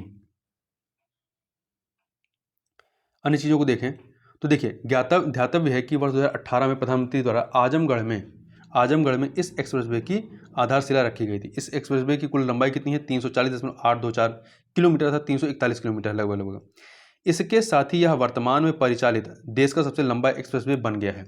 यह एक्सप्रेसवे लखनऊ जिले में लखनऊ सुल्तानपुर रोड NH 731 स्थित चांद सराय गांव से प्रारंभ होता है, जबकि गाजीपुर जिले में स्थित हैदरिया गांव में समाप्त होता है। स्पष्ट है कि यह एक्सप्रेसवे लखनऊ जनपद को गाजीपुर से जोड़ता है। इस एक्सप्रेसवे के मार्ग में आने वाले 9 जिले लखनऊ, बाराबंकी, अमेठी, सुल्तानपुर, अयोध्या, अंबेडकर नगर, आजमगढ़, मऊ और गाजीपुर हैं। तो यहाँ पे जो 9 ज़िले हैं, लखनऊ, बाराबंकी, अमेठी, सुल्तानपुर, अयोध्या, अंबेडकर नगर, आजमगढ़, मऊ और गाजीपुर, ये काफ़ी महत्वपूर्ण है। और यह यह 6 लेन का एक एक्सप्रेस वे है जिसे भविष्य में 8 लेन तक विस्तारित किया जा सकता है। इस एक्सप्रेस वे पे सुल्तानपुर में कुरेभार गांव के निकट 3.2 किलोमीटर लंबी एक हवाई पट्टी निर्मित की गई है। इस हवाई पट्टी पर भारतीय वायुसेना के लड़ाकू विमान आपातकालीन परिस्थितियों में लैंड कर सकेंगे और यहाँ से उड़ान भर सकेंगे। लड़ाकू विमानों की आपातकालीन लैंडिंग और टेक ऑफ को सुगम बनाने के लिए एक्सप्रेस वे पर 3 हवाई पट्टियों का निर्माण करने वाला उत्तर प्रदेश भारत का प्रथम राज्य है। उल्लेखनीय है कि यमुना एक्सप्रेस वे मथुरा के निकट एवं आगरा लखनऊ एक्सप्रेस वे उन्नाव के निकट पर भी हवाई पट्टे का निर्माण किया गया। तो 3 एक्सप्रेस वे पे हवाई पट्टे का निर्माण है। किस पे? Purvanchal express way, Yamuna express way और आपका आगरा लखनऊ एक्सप्रेस वे। अब यहाँ आगे बात करते हैं गंगा एक्सप्रेस वे के बारे में। तो देखिए 18 दिसंबर 2021 को प्रधानमंत्री नरेंद्र मोदी ने शाहजहांपुर, उत्तर प्रदेश के शाहजहांपुर में गंगा एक्सप्रेस वे की आधारशिला रखी। यह एक्सप्रेस वे पूर्वी उत्तर प्रदेश को पश्चिमी उत्तर प्रदेश से जोड़ेगा। गंगा एक्सप्रेस वे की लंबाई 593.947 किलोमीटर अर्थात लगभग 594 किलोमीटर लंबी है। यह एक्सप्रेस वे 6 लेन का है जिसे भविष्य में 8 लेन तक बढ़ाया जा सकता है। यह एक्सप्रेस वे मेरठ जिले के बिजौली गांव NH 334 से प्रारंभ होकर के प्रयागराज जिले के जूडापुर दांडू गांव पर समाप्त होगा। उत्तर प्रदेश एक्सप्रेस वेज औद्योगिक विकास प्राधिकरण UPEIDA इसके निर्माण की नोडल एजेंसी है। आगे बात करते हैं, यह एक्सप्रेस वे उत्तर प्रदेश के 12 जिलों में, कौन से? इससे पहले जो हमने पूर्वांचल एक्सप्रेस वे की बात की थी वो उत्तर प्रदेश के 9 जिलों से होकर गुजर रही थी, और यह जो गंगा एक्सप्रेस वे है ये 12 जिलों से, कौन कौन से? मेरठ, हापुड़, बुलंदशहर, अमरोहा, संभल, बदायूं, शाहजहांपुर, हरदोई, उन्नाव, रायबरेली, प्रतापगढ़ और प्रयागराज से होकर के गुजरेगा। शाहजहांपुर में इस एक्सप्रेस वे पर 3.5 किलोमीटर लंबी हवाई पट्टी का निर्माण किया जाएगा तथा गंगा एक्सप्रेस वे परियोजना की अनुमानित लागत जो है वो 36,200 करोड़ रुपए है भूमि लागत सहित, और पूर्ण रूप से निर्मित होने के पश्चात गंगा एक्सप्रेस वे उत्तर प्रदेश का सबसे लंबा एक्सप्रेस वे बन जाएगा। इस एक्सप्रेस वे के साथ एक औद्योगिक गलियारा इंडस्ट्रियल कॉरिडोर का निर्माण भी प्रस्तावित है। इस एक्सप्रेस वे के निर्माण से औद्योगिक विकास, व्यापार, कृषि, पर्यटन आदि क्षेत्रों को बढ़ावा मिलेगा और इससे क्षेत्र के सामाजिक आर्थिक विकास को भी प्रोत्साहन मिलेगा। स्मार्ट पुलिसिंग सूचकांक 2021 के बारे में बात करें तो स्मार्ट पुलिसिंग का विचार वर्ष 2014 में गुवाहाटी में आयोजित राज्य एवं केंद्रीय पुलिस संगठनों के सम्मेलन में भारत के प्रधानमंत्री द्वारा प्रस्तुत किया गया था। स्मार्ट पुलिसिंग 2021 पर नागरिक संतुष्टिकरण सर्वेक्षण सिटीजन सेटिस्फेक्शन सर्वे भारत में पुलिसिंग की गुणवत्ता के संबंध में नागरिकों के दृष्टिकोण और पुलिस पर जन विश्वास के स्तर का आकलन करने हेतु भारतीय पुलिस फाउंडेशन एक क्रांतिकारी प्रयास है। देखिए कुछ महत्वपूर्ण फैक्टरों की बात करें तो नवंबर 2021 में भारतीय पुलिस फाउंडेशन इस IPF ने स्मार्ट पुलिसिंग सूचकांक 2021 जारी किया। यदि पूछा जाए कि स्मार्ट पुलिसिंग सूचकांक 2021 या ये जो सूचकांक किसके द्वारा जारी किया जाता है तो भारतीय पुलिस फाउंडेशन के द्वारा। यह सूचकांक भारतीय पुलिस फाउंडेशन द्वारा किए गए राष्ट्रव्यापी सर्वेक्षण पर आधारित है। इस सर्वेक्षण में 29 राज्यों एवं केंद्र शासित प्रदेशों को शामिल किया गया है, मतलब ये पूरे भारत को इसमें शामिल नहीं किया गया है। यह इस श्रृंखला का पहला सर्वेक्षण है। स्मार्ट पुलिसिंग सूचकांक का निर्धारण स्मार्ट पुलिसिंग स्कोर के आधार पर किया गया है। स्मार्ट पुलिसिंग स्कोर को 1 से 10 के पैमाने पर मापा गया है। 10 का स्कोर उच्चतम नागरिक संतुष्टि तथा 0 का स्कोर न्यूनतम संतुष्टि को प्रदर्शित करता है। सूचकांक में न्यूनतम स्कोर बिहार राज्य को प्राप्त हुआ है और सूचकांक में दिल्ली को 12वां, उत्तराखंड को 15वां, हरियाणा को 18वां, राजस्थान को 22वां, मध्य प्रदेश को 23वां और उत्तर प्रदेश को 28वां स्थान प्राप्त हुआ है। तो ध्यान रखिएगा, बिहार को निम्नतम स्कोर प्राप्त हुआ है तथा उत्तर प्रदेश का 28वां है और मध्य प्रदेश का 23वां है। कुल 29 राज्य और संसदीय प्रदेशों को शामिल ही किया गया है। इसमें से उत्तर प्रदेश 28वें पे है, 29वें पे बिहार है और मध्य प्रदेश 23वें पे। ये याद रखिएगा। आगे चलते हैं इसमें तो देखिए IPF स्मार्ट पुलिसिंग सूचकांक 2021 के जो राज्य और केंद्र शासित प्रदेश स्मार्ट सूचकांक स्कोर है इसमें देखें तो नंबर 1 पर जो है वो आंध्र प्रदेश है, दूसरे पे तेलंगाना, तीसरे पे असम, चौथे पे केरल है और 5वें पे सिक्किम। तो टॉप के 5 जरूर याद रखिए, आंध्र प्रदेश, तेलंगाना, असम, केरल और सिक्किम। इसके बाद देखिए अन्य को भी थोड़ा देख लेते हैं। मिजोरम 6ठे पर है, 7वें पे गुजरात है, 8वें पे उड़ीसा है, 9वें पे हिमाचल प्रदेश है, 10वें पे पुडुचेरी है, 10वें पुडुचेरी, 11वें पे गोवा है, 12वें पे दिल्ली है, तमिलनाडु 13वें पे नंबर पे है और कर्नाटक जो है 14वें नंबर पे है, उत्तराखंड 15वें पे है, पश्चिम बंगाल 16 पे, मेघालय 17 पे, हरियाणा 18, त्रिपुरा 19, जम्मू कश्मीर 20वें नंबर पे है और महाराष्ट्र 21वें पे, राजस्थान 22 नंबर पे, मध्य प्रदेश 23 पे, नागालैंड 24 पे, पंजाब 25 पे तथा झारखंड जो है 26 पे है, 27 पे छत्तीसगढ़ है, 28 पे उत्तर प्रदेश है और 29 पे बिहार है। आगे बात करते हैं प्रधानमंत्री पोषण शक्ति निर्माण योजना के बारे में। तो 15 अगस्त 1995 को एक केंद्र प्रायोजित योजना के रूप में प्रारंभिक शिक्षा के लिए राष्ट्रीय पौषणिक सहायता कार्यक्रम NPSPE national programme of nutritional support to primary education प्रारंभ किया गया। कब प्रारंभ किया गया? तो ये डेट जरूर याद रखिएगा, 15 अगस्त 1995 को, 15 अगस्त 1995 को। ठीक है, इसे ही मध्याह्न भोजन योजना के नाम से जाना जाता है। इसका उद्देश्य स्कूलों में नामांकन, प्रतिधारण एवं उपस्थिति बढ़ाने के साथ साथ प्राथमिक कक्षाओं में बच्चों के पौष्टिक स्तर में सुधार करना था। महत्वपूर्ण फैक्टों की बात करें तो 29 सितंबर 2021 को प्रधानमंत्री नरेंद्र मोदी की अध्यक्षता में आर्थिक मामलों की मंत्रिमंडलीय समिति ने प्रधानमंत्री पोषण योजना को मंजूरी दी। ध्यान रखिएगा, जो पहले मध्याह्न भोजन योजना था उसी का नाम जो है प्रधानमंत्री पोषण योजना कर दिया गया है। यह योजना वर्ष 2021-22 से लेकर 2025-26 तक 5 वर्षों की अवधि के लिए लागू किया गया है। इस योजना के माध्यम से सरकारी और सरकारी सहायता प्राप्त स्कूलों में पका हुआ गर्म भोजन उपलब्ध कराया जाएगा। यह केंद्र प्रायोजित योजना कक्षा 1 से लेकर 8वीं तक के सभी स्कूली बच्चों को आच्छादित करेगी। इस योजना से देश भर के 11.2 लाख स्कूलों में पढ़ने वाले लगभग 11.8 करोड़ बच्चे लाभान्वित होंगे। यह योजना पूर्व में चल रही मध्याह्न योजना का स्थान लेगी। प्राथमिक कक्षाओं हेतु प्रति स्कूल प्रति बच्चे के लिए 100 ग्राम तथा उच्च प्राथमिक कक्षाओं हेतु 150 ग्राम खाद्यान्न की आपूर्ति की जाएगी तथा इस योजना को प्राथमिक कक्षाओं के 11.8 करोड़ बच्चों के अलावा पूर्व माध्यमिक कक्षाओं अथवा बाल बालिकाओं में पढ़ने वाले छात्रों तक विस्तारित करने का प्रस्ताव है। आगे बात करते हैं राज्य खाद्य सुरक्षा सूचकांक 2020-21 के बारे में। तो भारतीय खाद्य सुरक्षा और मानक प्राधिकरण food safety and standards authority of India FSSAI द्वारा राज्य खाद्य सुरक्षा सूचकांक को जारी किया गया। इस सूचकांक को पहली बार वर्ष 2019 में विश्व खाद्य सुरक्षा दिवस जो कि 7 जून को मनाया जाता है के अवसर पर जारी किया गया था। वर्ष 2020-21 का सूचकांक अपने क्रम में तीसरा है। पहला 2019 में आया था और जो अभी 2021 में आया है ये तीसरा है। महत्वपूर्ण फैक्टों की बात करें तो 20 सितंबर 2021 को राज्य खाद्य सुरक्षा सूचकांक 2020-21 जारी किया गया और यह सूचकांक भारतीय खाद्य सुरक्षा और मानक प्राधिकरण FSSAI द्वारा जारी किया जाता है। वर्ष 2020-21 का सूचकांक अपने क्रम में तीसरा है।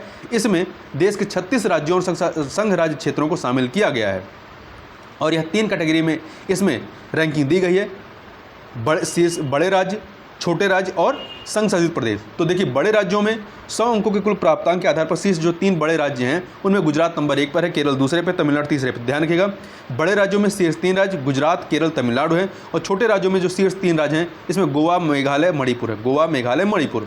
और संघ राज्य क्षेत्रों में जो शीर्ष 3 राज्य हैं वो कौन से हैं? जम्मू कश्मीर, अंडमान निकोबार द्वीप समूह और दिल्ली है। जम्मू कश्मीर, अंडमान निकोबार द्वीप समूह और दिल्ली।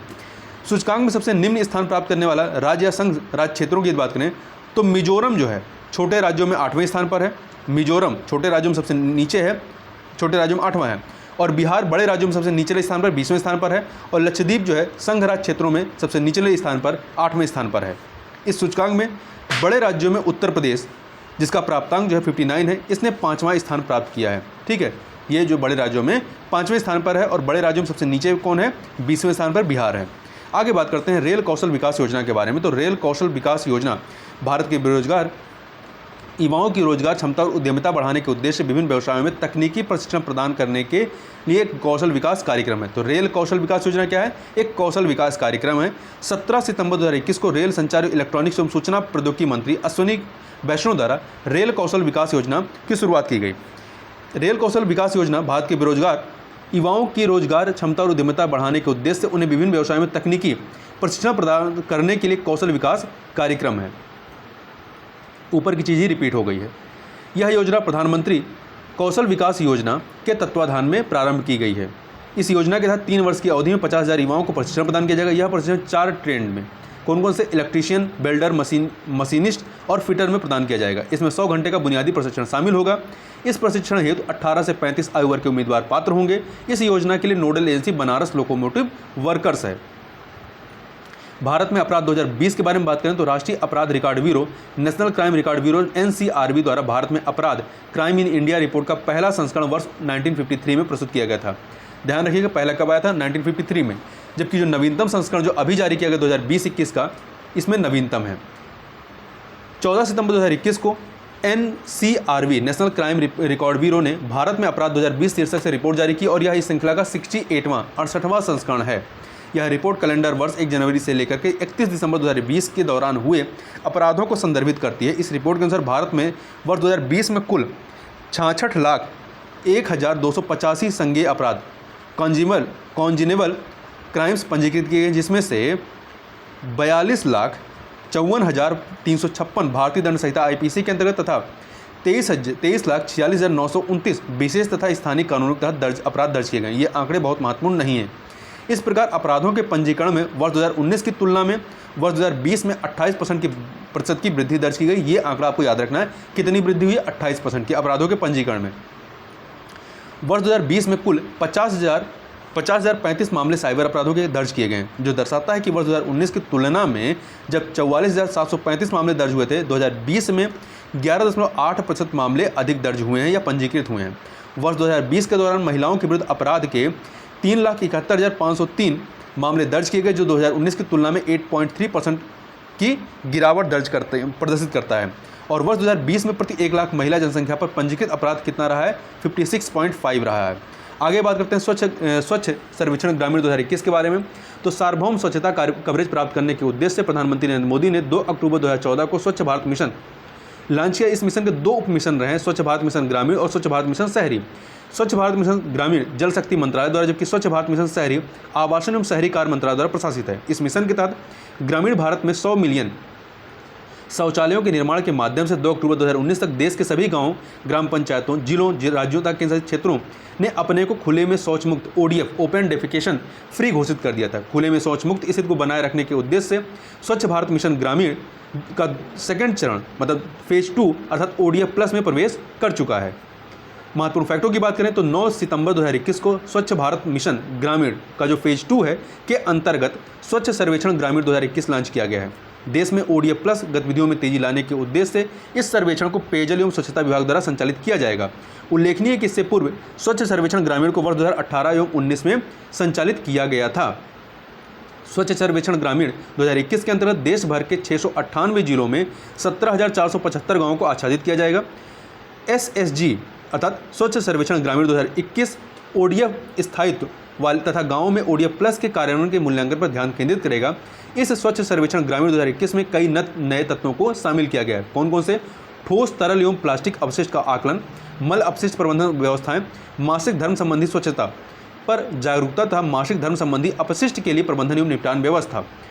आगे चलते हैं, आगे बात करते हैं सुजलाम अभियान के बारे में। तो 25 अगस्त 2021 को आज़ादी के अमृत महोत्सव के अंग के रूप में जल शक्ति मंत्रालय द्वारा सुजलाम अभियान का शुभारंभ किया गया। ODF स्थायित्व, ODF सस्टेनेबिलिटी एवं गंदला जल प्रबंधन, ग्रे वाटर मैनेजमेंट हेतु एक 100 दिवसीय अभियान है यह सुजलाम अभियान।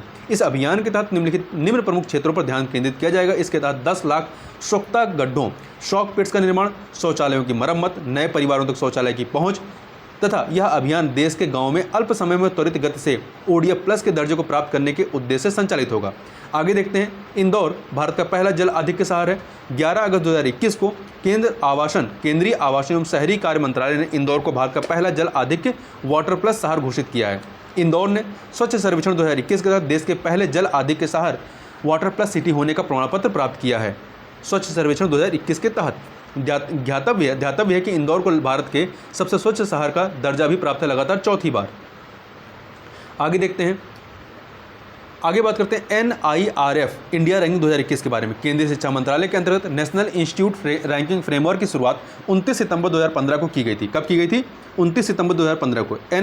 NIRF देश भर में उच्च शिक्षा संस्थानों को रैंकिंग प्रदान करने के लिए एक कार्यप्रणाली की रूपरेखा तैयार करता है। ध्यातव्य है कि इंडिया रैंकिंग का प्रथम संस्करण अप्रैल 2016 में जारी किया गया था।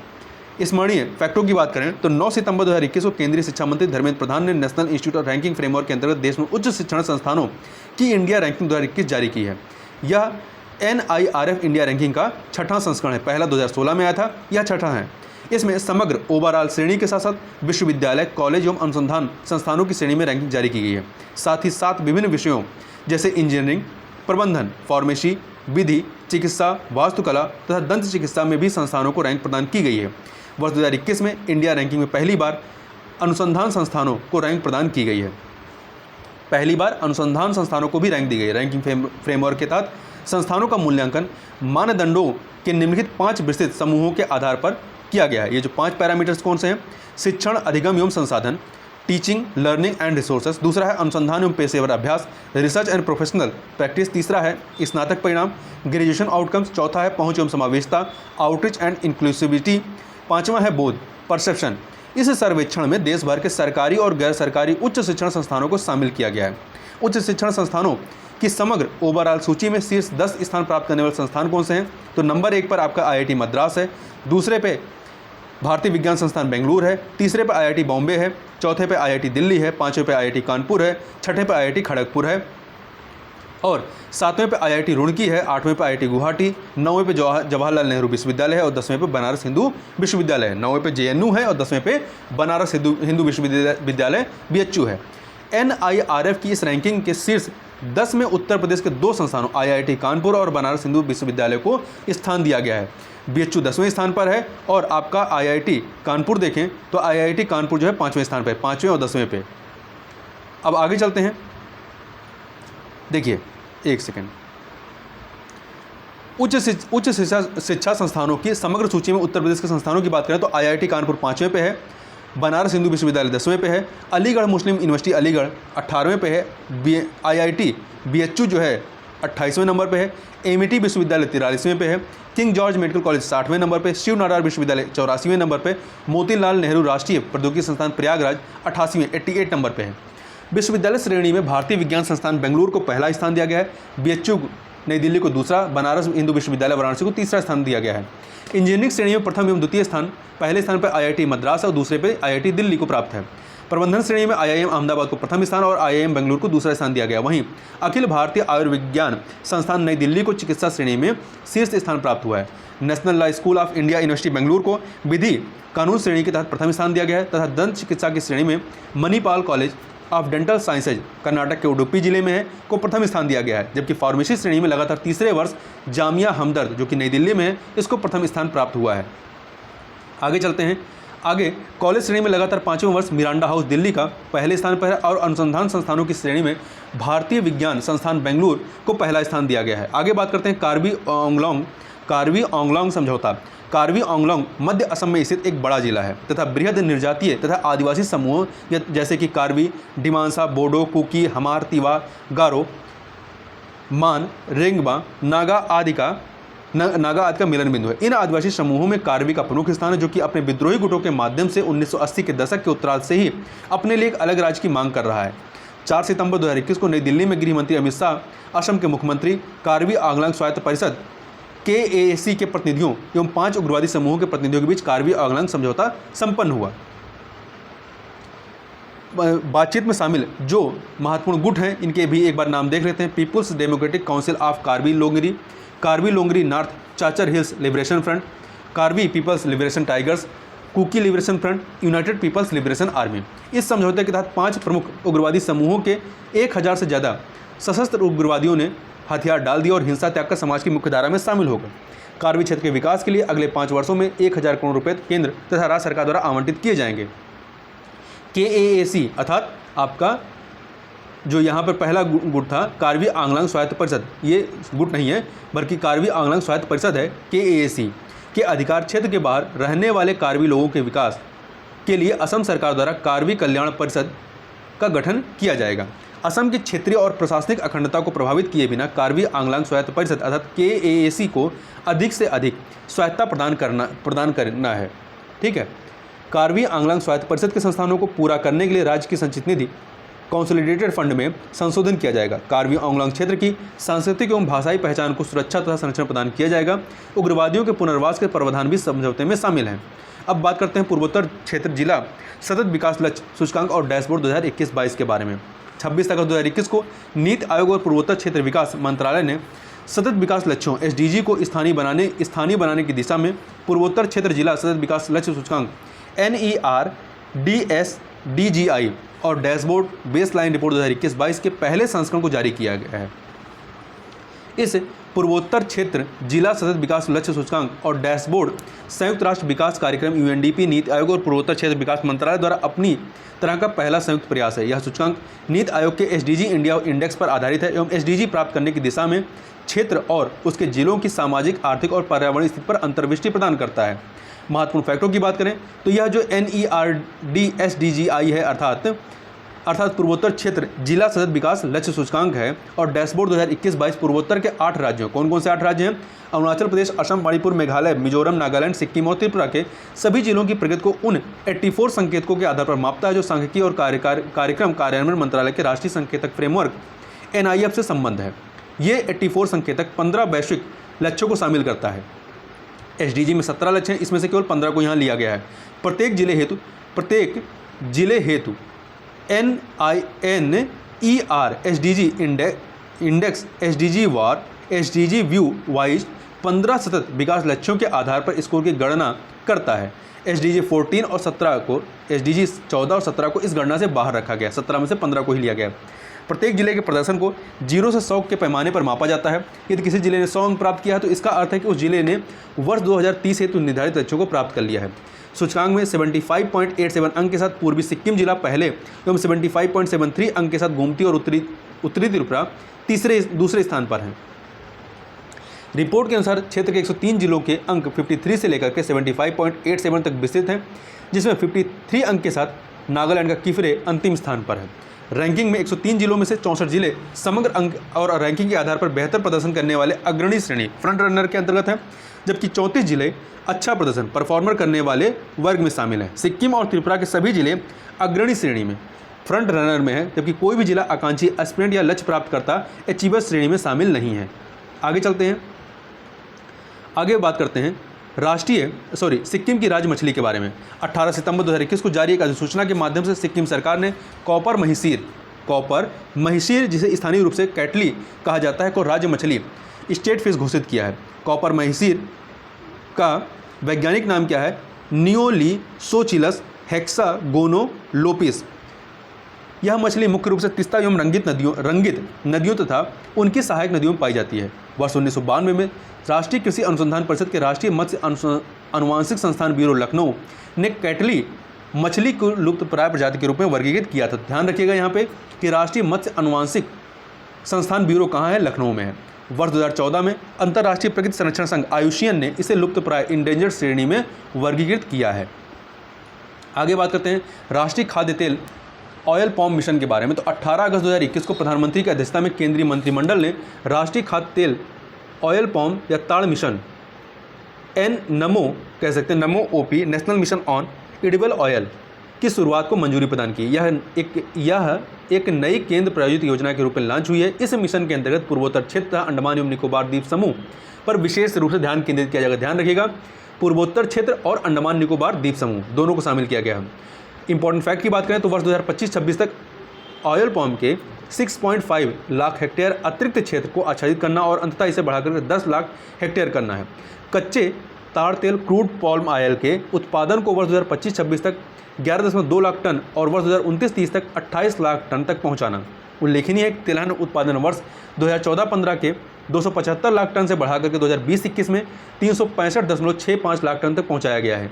इस योजना के लिए 11,040 करोड़ रुपए का वित्तीय परिव्यय निर्धारित किया गया है और इस कुल परिव्यय में से 8,844 करोड़ रुपए केंद्र सरकार वहन करेगी, जबकि 2,196 करोड़ रुपए राज्य सरकार द्वारा वहन किया जाएगा। जलियांवाला बाग शताब्दी स्मारक पार्क के बारे में बात करें तो जलियांवाला बाग राष्ट्रीय स्मारक अधिनियम 1951 के माध्यम से जलियांवाला बाग को एक राष्ट्रीय स्मारक घोषित किया गया है। जलियांवाला बाग राष्ट्रीय स्मारक अधिनियम 1951 के तहत इस स्मारक का प्रबंधन जलियांवाला बाग राष्ट्रीय स्मारक ट्रस्ट द्वारा किया जाता है। देश में 13 अप्रैल 2019 से 13 अप्रैल 2020 तक जलियांवाला बाग हत्याकांड के शताब्दी समारोह का आयोजन किया गया है। 14 अगस्त 2021 को पंजाब के तत्कालीन मुख्यमंत्री कैप्टन अमरिंदर सिंह ने जलियांवाला बाग शताब्दी स्मारक पार्क का उद्घाटन किया है। ज्ञातव्य है कि 25 जनवरी 2021 को अमरिंदर सिंह द्वारा वर्चुअल माध्यम से जलियांवाला बाग शताब्दी स्मारक पार्क की आधारशिला रखी गई थी। इस पार्क की स्थापना पंजाब के अमृतसर जिले में रणजीत एवेन्यू स्थित अमृत आनंद पार्क में की गई है। मुख्यमंत्री ने गुरु नानक देव विश्वविद्यालय में जलियांवाला बाग पीठ की स्थापना की भी घोषणा की है। यह पार्क 4,490 वर्ग किलोमीटर से अधिक क्षेत्र में फैला है, इसको याद करने की जरूरत नहीं है। इस शताब्दी स्मारक के तहत सफ़ेद संगमरमर के 5 स्तंभों का निर्माण किया गया है। जलियांवाला बाग राष्ट्रीय स्मारक अधिनियम 1951 के माध्यम से जलियांवाला बाग को एक राष्ट्रीय स्मारक घोषित किया गया है। ये पहले भी लिखा जा चुका है। प्रधानमंत्री उज्ज्वला योजना 2.0 की बात करें तो 1 मई 2016 को स्वच्छ ईंधन बेहतर जीवन के नारे के साथ प्रधानमंत्री उज्ज्वला योजना का शुभारंभ उत्तर प्रदेश के बलिया से किया गया। ध्यान रखिएगा, प्रधानमंत्री उज्ज्वला योजना कब प्रारंभ हुई थी? 1 मई 2016 को उत्तर प्रदेश के बलिया से। इस योजना का उद्देश्य पारंपरिक ईंधनों जैसे कि लकड़ी, कोयला, उपले इत्यादि का उपयोग करने वाले ग्रामीण एवं वंचित वर्ग के परिवारों को स्वच्छ ईंधन जैसे LPG उपलब्ध करवाना है। प्रधानमंत्री उज्ज्वला योजना के तहत गरीबी रेखा से नीचे जीवन यापन करने वाले परिवारों के 5 करोड़ महिला सदस्यों को मुफ्त LPG कनेक्शन उपलब्ध कराने का लक्ष्य रखा गया था। वर्ष 2018 में इस योजना का विस्तार कर इसके अंतर्गत 7 और श्रेणियों की महिला लाभार्थियों को शामिल किया गया। ये 7 श्रेणियाँ कौन सी थी? अनुसूचित जाति, अनुसूचित जनजाति, प्रधानमंत्री आवास योजना, ग्रामीण अंत्योदय अन्न योजना, अन्य पिछड़ा वर्ग, चाय बागान से संबंधित जनजातीय, वनवासी, द्वीपीय क्षेत्र एवं नदी द्वीपों में निवास करने वाले लोग। इसके साथ ही LPG कनेक्शन उपलब्ध कराने के लक्ष्य को संशोधित कर 5 करोड़ से बढ़ाकर के 8 करोड़ कर दिया गया। 7 सितंबर 2019 को प्रधानमंत्री नरेंद्र मोदी ने 8 करोड़वां LPG कनेक्शन जो है महाराष्ट्र के औरंगाबाद में दिया था। अन्य फैक्टों की बात करें तो 10 अगस्त 2021 को प्रधानमंत्री नरेंद्र मोदी ने प्रधानमंत्री उज्ज्वला योजना 2.0 का शुभारंभ किया है। देखिए इसके बारे में, और उज्ज्वला 2.0 का शुभारंभ उत्तर प्रदेश के महोबा जिले से, ठीक है, पहला जो है उत्तर प्रदेश के बलिया जिले से किया गया था। 2.0 का शुभारंभ उत्तर प्रदेश के महोबा जिले से आभासी माध्यम से किया गया। वित्तीय वर्ष 2021-22 के केंद्रीय बजट में प्रधानमंत्री उज्ज्वला योजना के तहत 1 करोड़ अतिरिक्त LPG कनेक्शन वितरण की घोषणा की गई थी। ये अतिरिक्त 1 करोड़ LPG कनेक्शन प्रधानमंत्री उज्ज्वला योजना 2.0 के तहत प्रदान किए जाएंगे। देखिए, प्रधानमंत्री उज्ज्वला योजना 2.0 के तहत कम आय वाले उन परिवारों को आच्छादित किया जाएगा जिन्हें पहले चरण के तहत शामिल नहीं किया गया था। उज्ज्वला 2.0 के तहत लाभार्थियों को पहला रिफिल और चूल्हा जो हॉट प्लेट है निःशुल्क प्रदान किया जाएगा। शून्य अभियान की बात करें तो 15 सितंबर 2021 को नीति आयोग ने RMI एवं RMI इंडिया के साथ शून्य अभियान की शुरुआत की है। यह उपभोक्ताओं एवं उद्योग के साथ मिलकर शून्य प्रदूषण आपूर्ति वाहनों डिलीवरी व्हीकल्स को बढ़ावा देने की पहल है। इसका उद्देश्य शहरी क्षेत्र में इलेक्ट्रिक वाहनों को अपनाए जाने में तेजी लाना है। आगे बात करते हैं लद्दाख में केंद्रीय विश्वविद्यालय की स्थापना के संबंध में। तो जम्मू एवं कश्मीर पुनर्गठन अधिनियम 2019 के अंतर्गत जम्मू एवं कश्मीर राज्य के 2 नए केंद्रशासित प्रदेशों जम्मू कश्मीर और लद्दाख में विभाजन के फलस्वरूप लद्दाख में एक भी केंद्रीय विश्वविद्यालय नहीं रह गया था, जबकि जम्मू कश्मीर में वर्तमान में जम्मू केंद्रीय विश्वविद्यालय एवं कश्मीर केंद्रीय विश्वविद्यालय स्थित है। 5 अगस्त 2021 को लोकसभा द्वारा केंद्रीय विश्वविद्यालय संशोधन विधेयक 2021 पारित किया गया और 6 अगस्त 2021 को यह विधेयक राज्यसभा द्वारा पारित किया गया तथा 12 अगस्त 2021 को राष्ट्रपति की मंजूरी मिल गई। इस अधिनियम के माध्यम से केंद्रीय विश्वविद्यालय अधिनियम 2009 में संशोधन किया गया है। केंद्रीय विश्वविद्यालय संशोधन अधिनियम 2021 के अंतर्गत केंद्र शासित प्रदेश लद्दाख में एक केंद्रीय विश्वविद्यालय की स्थापना का प्रावधान किया गया है। तो ये फैक्ट आपको याद रखना है। इस विश्वविद्यालय का नाम क्या रहेगा? सिंधु केंद्रीय विश्वविद्यालय। यह देश का पहला ऐसा केंद्रीय विश्वविद्यालय इसका नाम किसी नदी के नाम पर रखा गया। कौन सी नदी? सिंधु नदी के नाम पर। इस विश्वविद्यालय का जो अधिकार क्षेत्र है वो लेह और कारगिल सहित पूर्वी लद्दाख क्षेत्र होगा। आगे बात करते हैं एकीकृत बहुउद्देशीय अवसंरचना विकास निगम के बारे में। तो 22 जुलाई 2021 को केंद्रीय मंत्रिमंडल ने लद्दाख में एक एकीकृत बहुउद्देशीय अवसंरचना विकास निगम integrated multipurpose infrastructure development corporation की स्थापना को मंजूरी प्रदान की है।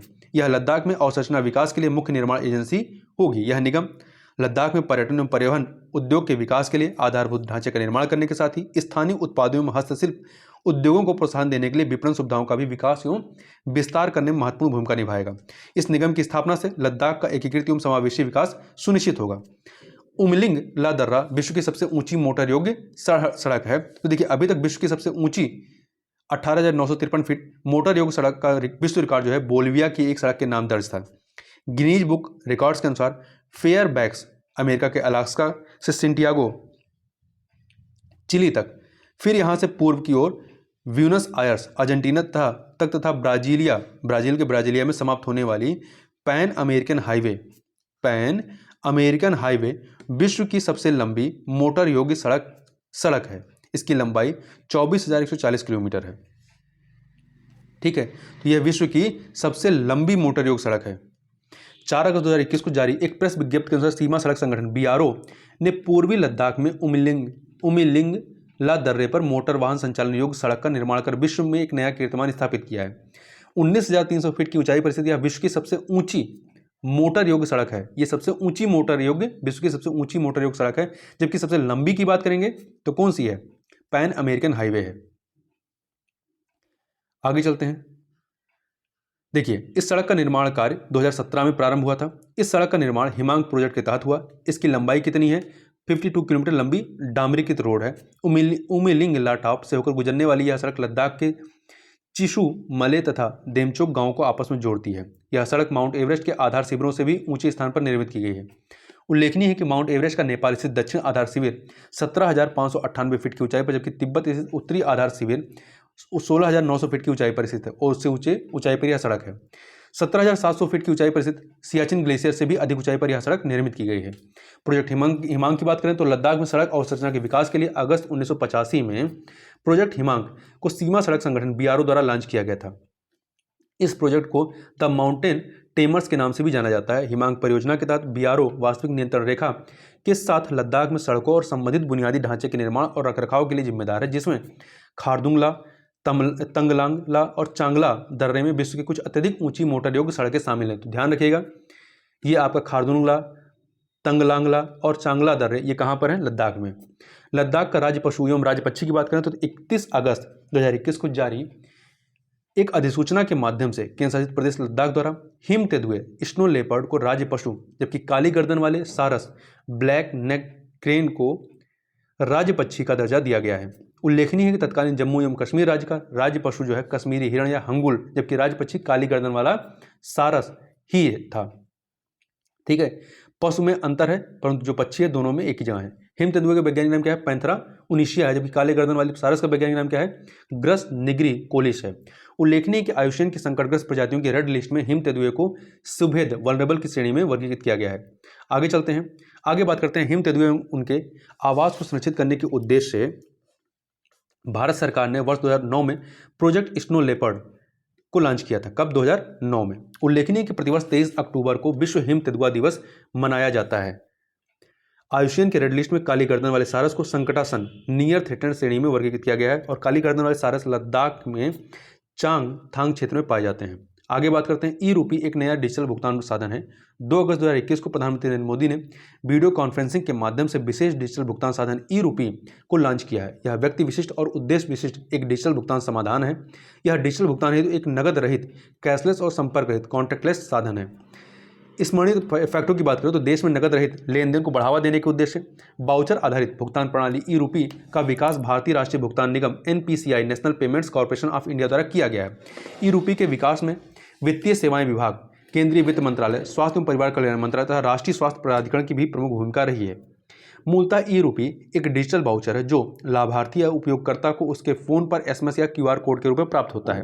यह एक पूर्व भुगतान प्रीपेड वाउचर होता है। यह भुगतान साधन उपयोगकर्ता को कार्ड, डिजिटल भुगतान ऐप या इंटरनेट बैंकिंग के बिना ही सेवा प्रदाता को भुगतान करने में सक्षम बनाता है। ई-रूपी के प्रयोग हेतु किसी लाभार्थी का बैंक में खाता होना अनिवार्य नहीं है। यह एक ऐसी विशेषता जो इसे अन्य डिजिटल भुगतान माध्यमों से अलग करती है। ई-रूपी कल्याणकारी सेवाओं की आपूर्ति सुनिश्चित करने के लिए एक क्रांतिकारी पहल है। देखिए, ई-रूपी प्रत्यक्ष लाभ अंतरण प्रणाली को सुदृढ़ करने और उसे अधिक पारदर्शी बनाने में महत्वपूर्ण भूमिका निभाएगा। यहाँ ध्यान रखिएगा, ऐसे उपयोगकर्ता जिनके पास स्मार्टफोन नहीं है वह भी इस रूपी का प्रयोग कर सकेंगे। आगे चलते हैं, और इंटरनेट कनेक्शन रहित स्थानों पर भी इसका उपयोग संभव हो सकेगा। ई-रूपी भारतीय रिजर्व बैंक द्वारा प्रस्तावित भविष्य की डिजिटल मुद्रा CBDC central bank digital currency से अलग है। CBDC भविष्य में जारी की जाने वाली एक डिजिटल मुद्रा, जबकि ई-रूपी भारतीय राष्ट्रीय भुगतान निगम द्वारा NPCI द्वारा जारी किया गया एक डिजिटल वाउचर है। सहकारिता मंत्रालय गठन की बात करें तो 6 जुलाई 2021 को केंद्र सरकार ने सहकार से समृद्धि के विजन को साकार करने के उद्देश्य से एक पृथक मंत्रालय नामतः सहकारिता मंत्रालय गठन किया है। इस नए मंत्रालय का कार्यभार अमित शाह को सौंपा गया है, जबकि BL वर्मा को सहकारिता मंत्रालय में राज्य मंत्री नियुक्त किया गया है। यह मंत्रालय देश में सहकारिता आंदोलन को मजबूत करने के लिए एक अलग प्रशासनिक, कानूनी और नीतिगत ढांचा प्रदान करेगा। यह मंत्रालय सहकारी समितियों के लिए ईज ऑफ डूइंग बिजनेस की प्रक्रियाओं को कारगर बनाने और बहुराज्य सरकारी सहकारी समितियों, मल्टी स्टेट कोऑपरेटिव के विकास को सक्षम बनाने के लिए कार्य करेगा। सहकारिता के महत्व को बढ़ावा देने के लिए संयुक्त राष्ट्र महासभा ने वर्ष 2012 को सहकारिता का अंतर्राष्ट्रीय वर्ष घोषित किया था, 2012 को। ठीक है, अंतर्राष्ट्रीय सहकारिता दिवस जो है ये प्रतिवर्ष जुलाई माह के प्रथम शनिवार को मनाया जाता है। लोक उद्यम विभाग की बात करें तो 6 जुलाई 2021 को एक अधिसूचना के माध्यम से लोक उद्यम विभाग को भारी उद्योग एवं लोक उद्यम मंत्रालय से निकालकर वित्त मंत्रालय में जोड़ दिया गया। पहले ध्यान रखिएगा कि लोक उद्यम विभाग भारी उद्योग एवं लोक उद्यम मंत्रालय के तहत था, अब यह वित्त मंत्रालय के तहत है। इस नए विभाग से जुड़ने से अब वित्त मंत्रालय में जो पहले 5 विभाग थे अब वो 6 हो गए हैं। अब ये 6 विभाग कौन से हैं इनके एक बार नाम देख लीजिए। तो आर्थिक कार्य विभाग, व्यय विभाग, राजस्व विभाग, निवेश और लोक संपत्ति प्रबंधन विभाग, वित्तीय सेवाएं विभाग, लोक उद्यम विभाग, ये आपके वित्त विभाग के 6 विभाग हैं। साथ ही अब भारी उद्योग एवं लोक उद्यम मंत्रालय भारी उद्योग मंत्रालय के रूप में परिवर्तित हो गया, इसका नाम बदल दिया गया, भारी उद्योग मंत्रालय कर दिया गया है। आगे चलते हैं। अखिल भारतीय उच्च शिक्षा सर्वेक्षण 2019-20 की बात करते हैं तो 10 जून 2021 को केंद्रीय शिक्षा मंत्रालय ने अखिल भारतीय उच्च शिक्षा सर्वेक्षण all India survey on higher education AISHE 2019-20 जारी किया है। उच्च शिक्षा विभाग द्वारा वार्षिक रूप से जारी इस AISHE श्रृंखला का यह 10वीं रिपोर्ट है। कौन सी रिपोर्ट है? 10वीं रिपोर्ट है। उच्च शिक्षा में कुल नामांकन टोटल इनरोलमेंट वर्ष 2018-19 के 3.74 करोड़ की तुलना में 2019-20 में 3.04% वृद्धि के साथ 3.85 करोड़ हो गया है। तो परसेंटेज याद रखिए कितना बढ़ा है, 3.04। कुल नामांकन में महिलाओं की संख्या जो है 49% है। भारत में छात्रों के सबसे अधिक नामांकन के मामले में उत्तर प्रदेश नंबर 1 पे, दूसरे पे महाराष्ट्र और तीसरे पे तमिलनाडु है। सकल नामांकन अनुपात ग्रास इनरोलमेंट रेशियो GER उच्च शिक्षा में नामांकित पात्र आयु वर्ग के छात्रों का परसेंटेज वर्ष 2014-15 के 24.3% के मुकाबले 2019-20 में 27.1% रहा है। उच्च शिक्षा में संलग्न संस्थानों की कुल संख्या के संदर्भ में भी उत्तर प्रदेश का पहला स्थान है, दूसरे पे महाराष्ट्र है, तीसरे पे कर्नाटक है। उच्च शिक्षा में लैंगिक समानता सूचकांक वर्ष 2018-19 के 1 के मुकाबले वर्ष 2019-20 में 1.01 रहा है। अखिल भारतीय स्तर पर वर्ष 2019-20 में उच्च शिक्षा में छात्र शिक्षक अनुपात कितना है? 26 है। भारत में कॉलेज की संख्या के शीर्ष 8 राज्य कौन से हैं? तो नंबर 1 पे उत्तर प्रदेश है, दूसरे पे महाराष्ट्र, कर्नाटक तीसरे पे, राजस्थान चौथे पे, आंध्र प्रदेश 5वें पे, तमिलनाडु 6वें पे, मध्य प्रदेश 7वें पे, गुजरात 8वें पर है। आगे चलते हैं CO वाटर मैंडेट के बारे में। तो CO वाटर मैंडेट सार्वजनिक निजी भागीदारी वाली एक अद्वितीय पहल है जो जल संबंधी वैश्विक चुनौतियों के समाधान हेतु व्यापारिक नेतृत्वकर्ताओं को एक मंच पर लाती है।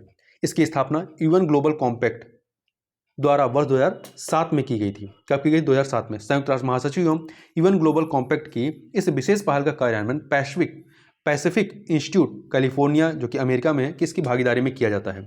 महत्वपूर्ण फैक्टरों की बात करें तो 4 जून 2021 को जारी विज्ञप्ति के अनुसार भारत की सबसे बड़ी विद्युत उत्पादक company NTPC limited CO water mandate की हस्ताक्षरकर्ता बन गई है। आगे चलते हैं। इसके साथ ही NTPC लिमिटेड कुशल जल प्रबंधन पर ध्यान केंद्रित करने वाली प्रतिष्ठित कंपनियों की सूची में शामिल हो गई है। CO वाटर मैंडेट पर हस्ताक्षर करने के उपरांत अब NTPC लिमिटेड विद्युत उत्पादन की अपनी मुख्य व्यावसायिक गतिविधि को अंजाम देने के साथ ही जल संरक्षण एवं प्रबंधन हेतु 3R रिड्यूज, रीयूज और रिसाइकिल को अधिक बढ़ावा देगी। उल्लेखनीय है कि अगस्त 2021 में भारत की 2 अन्य कंपनियां, एक कंपनी है एक जल जो कि राजस्थान के जयपुर की है, दूसरी है सृष्टि लाइफ साइंस जो कि गुजरात के बड़ोदरा की है, इसको भी CO वाटर मैंडेट की हस्ताक्षरकर्ता, ये भी मतलब CO वाटर मैंडेट की हस्ताक्षरकर्ता बन गई हैं। तो कुल 3 कंपनियां हो गई हैं। NTPC ऊर्जा सघन लक्ष्यों की घोषणा के बारे में बात करें तो 27 जून 2021 को जारी प्रेस विज्ञप्ति के अनुसार NTPC लिमिटेड भारत में ऊर्जा क्षेत्र के अंतर्गत ऐसी पहली ऊर्जा कंपनी बन गई है जिसने ऊर्जा पर संयुक्त राष्ट्र उच्च स्तरीय संवाद HLDE UN high level dialogue on energy के अंग के रूप में अपने ऊर्जा सघन लक्ष्यों एनर्जी कॉम्पैक्ट गोल्स को घोषित किया है। NTPC ने वर्ष 2032 तक 60 गीगावाट तक की नवीकरणीय ऊर्जा क्षमता की स्थापना का लक्ष्य निर्धारित किया है। साथ ही NTPC ने वर्ष 2032 तक शुद्ध ऊर्जा तीव्रता में 10% की कटौती का लक्ष्य भी निर्धारित किया है। 2032 तक 60 गीगावाट तक की नवीकरणीय ऊर्जा क्षमता की स्थापना और 2032 तक की शुद्ध ऊर्जा तीव्रता में 10% की कटौती का भी लक्ष्य है। भारत का सबसे बड़ा सौर पार्क कहाँ पे? 12 जुलाई 2021 को नवीन एवं नवीकरणीय ऊर्जा मंत्रालय ने NTPC रिन्यूएबल एनर्जी लिमिटेड को गुजरात स्थित कच्छ के रण में एक सौर पार्क की स्थापना को मंजूरी दी है। यह भारत का सबसे बड़ा सौर पार्क होगा जिसकी क्षमता 4750 मेगावाट होगी। इस पार्क से व्यावसायिक स्तर पर हरित हाइड्रोजन के उत्पादन की योजना है।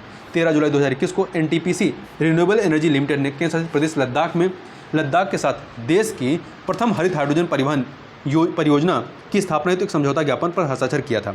21 अगस्त 2021 को NTPC ने विशाखापत्तनम आंध्र प्रदेश के विशाखापत्तनम स्थित सिम्हाद्री ताप विद्युत संयंत्र के जलाशय पर तैरते सौर ऊर्जा संयंत्र की स्थापना की है। जिसकी इसकी क्षमता कितनी है, 25 मेगावाट है। इसके अतिरिक्त तेलंगाना के रामागुंडम में एनटीपीसी द्वारा 100 मेगावाट क्षमता के तैरते सौर ऊर्जा संयंत्र की स्थापना की घोषणा की गई है। मार्च 2022 तक की स्थिति के अनुसार रामागुंडम परियोजना की कुल संचालित विद्युत क्षमता उत्पादन क्षमता 80 मेगावाट तक पहुंच गई है। ज्ञातव्य है कि NTPC renewable energy limited NTPC के 100% स्वामित्व वाली एक अनुषंगी इकाई है। तृतीय सतत विकास लक्ष्य भारत सूचकांक व डैशबोर्ड 2020-21 की बात करते हैं तो 3 जून 2021 को तीसरा सतत विकास लक्ष्य सूचकांक व डैशबोर्ड 2020-21 नीति आयोग द्वारा जारी किया गया। इस सूचकांक को नीति आयोग द्वारा सांख्यिकी और कार्यक्रम कार्यान्वयन मंत्रालय, भारत सरकार तथा संयुक्त राष्ट्र भारत के नेतृत्व वाली एजेंसियों एवं प्रमुख केंद्रीय मंत्रालयों के सहयोग से डिजाइन और विकसित किया गया है। यह सूचकांक भारत के सभी राज्यों के सभी प्रदेशों द्वारा संयुक्त राष्ट्र के SDG 2030 को प्राप्त करने के संदर्भ में उनकी प्रगतिशीलता की निगरानी का एक प्रमुख उपकरण है। सतत विकास लक्ष्य भारत सूचकांक 3.0 के तहत 16 SDG में प्रदर्शन के आधार पर राज्यों या केंद्र शासित प्रदेशों को रैंक प्रदान की गई है।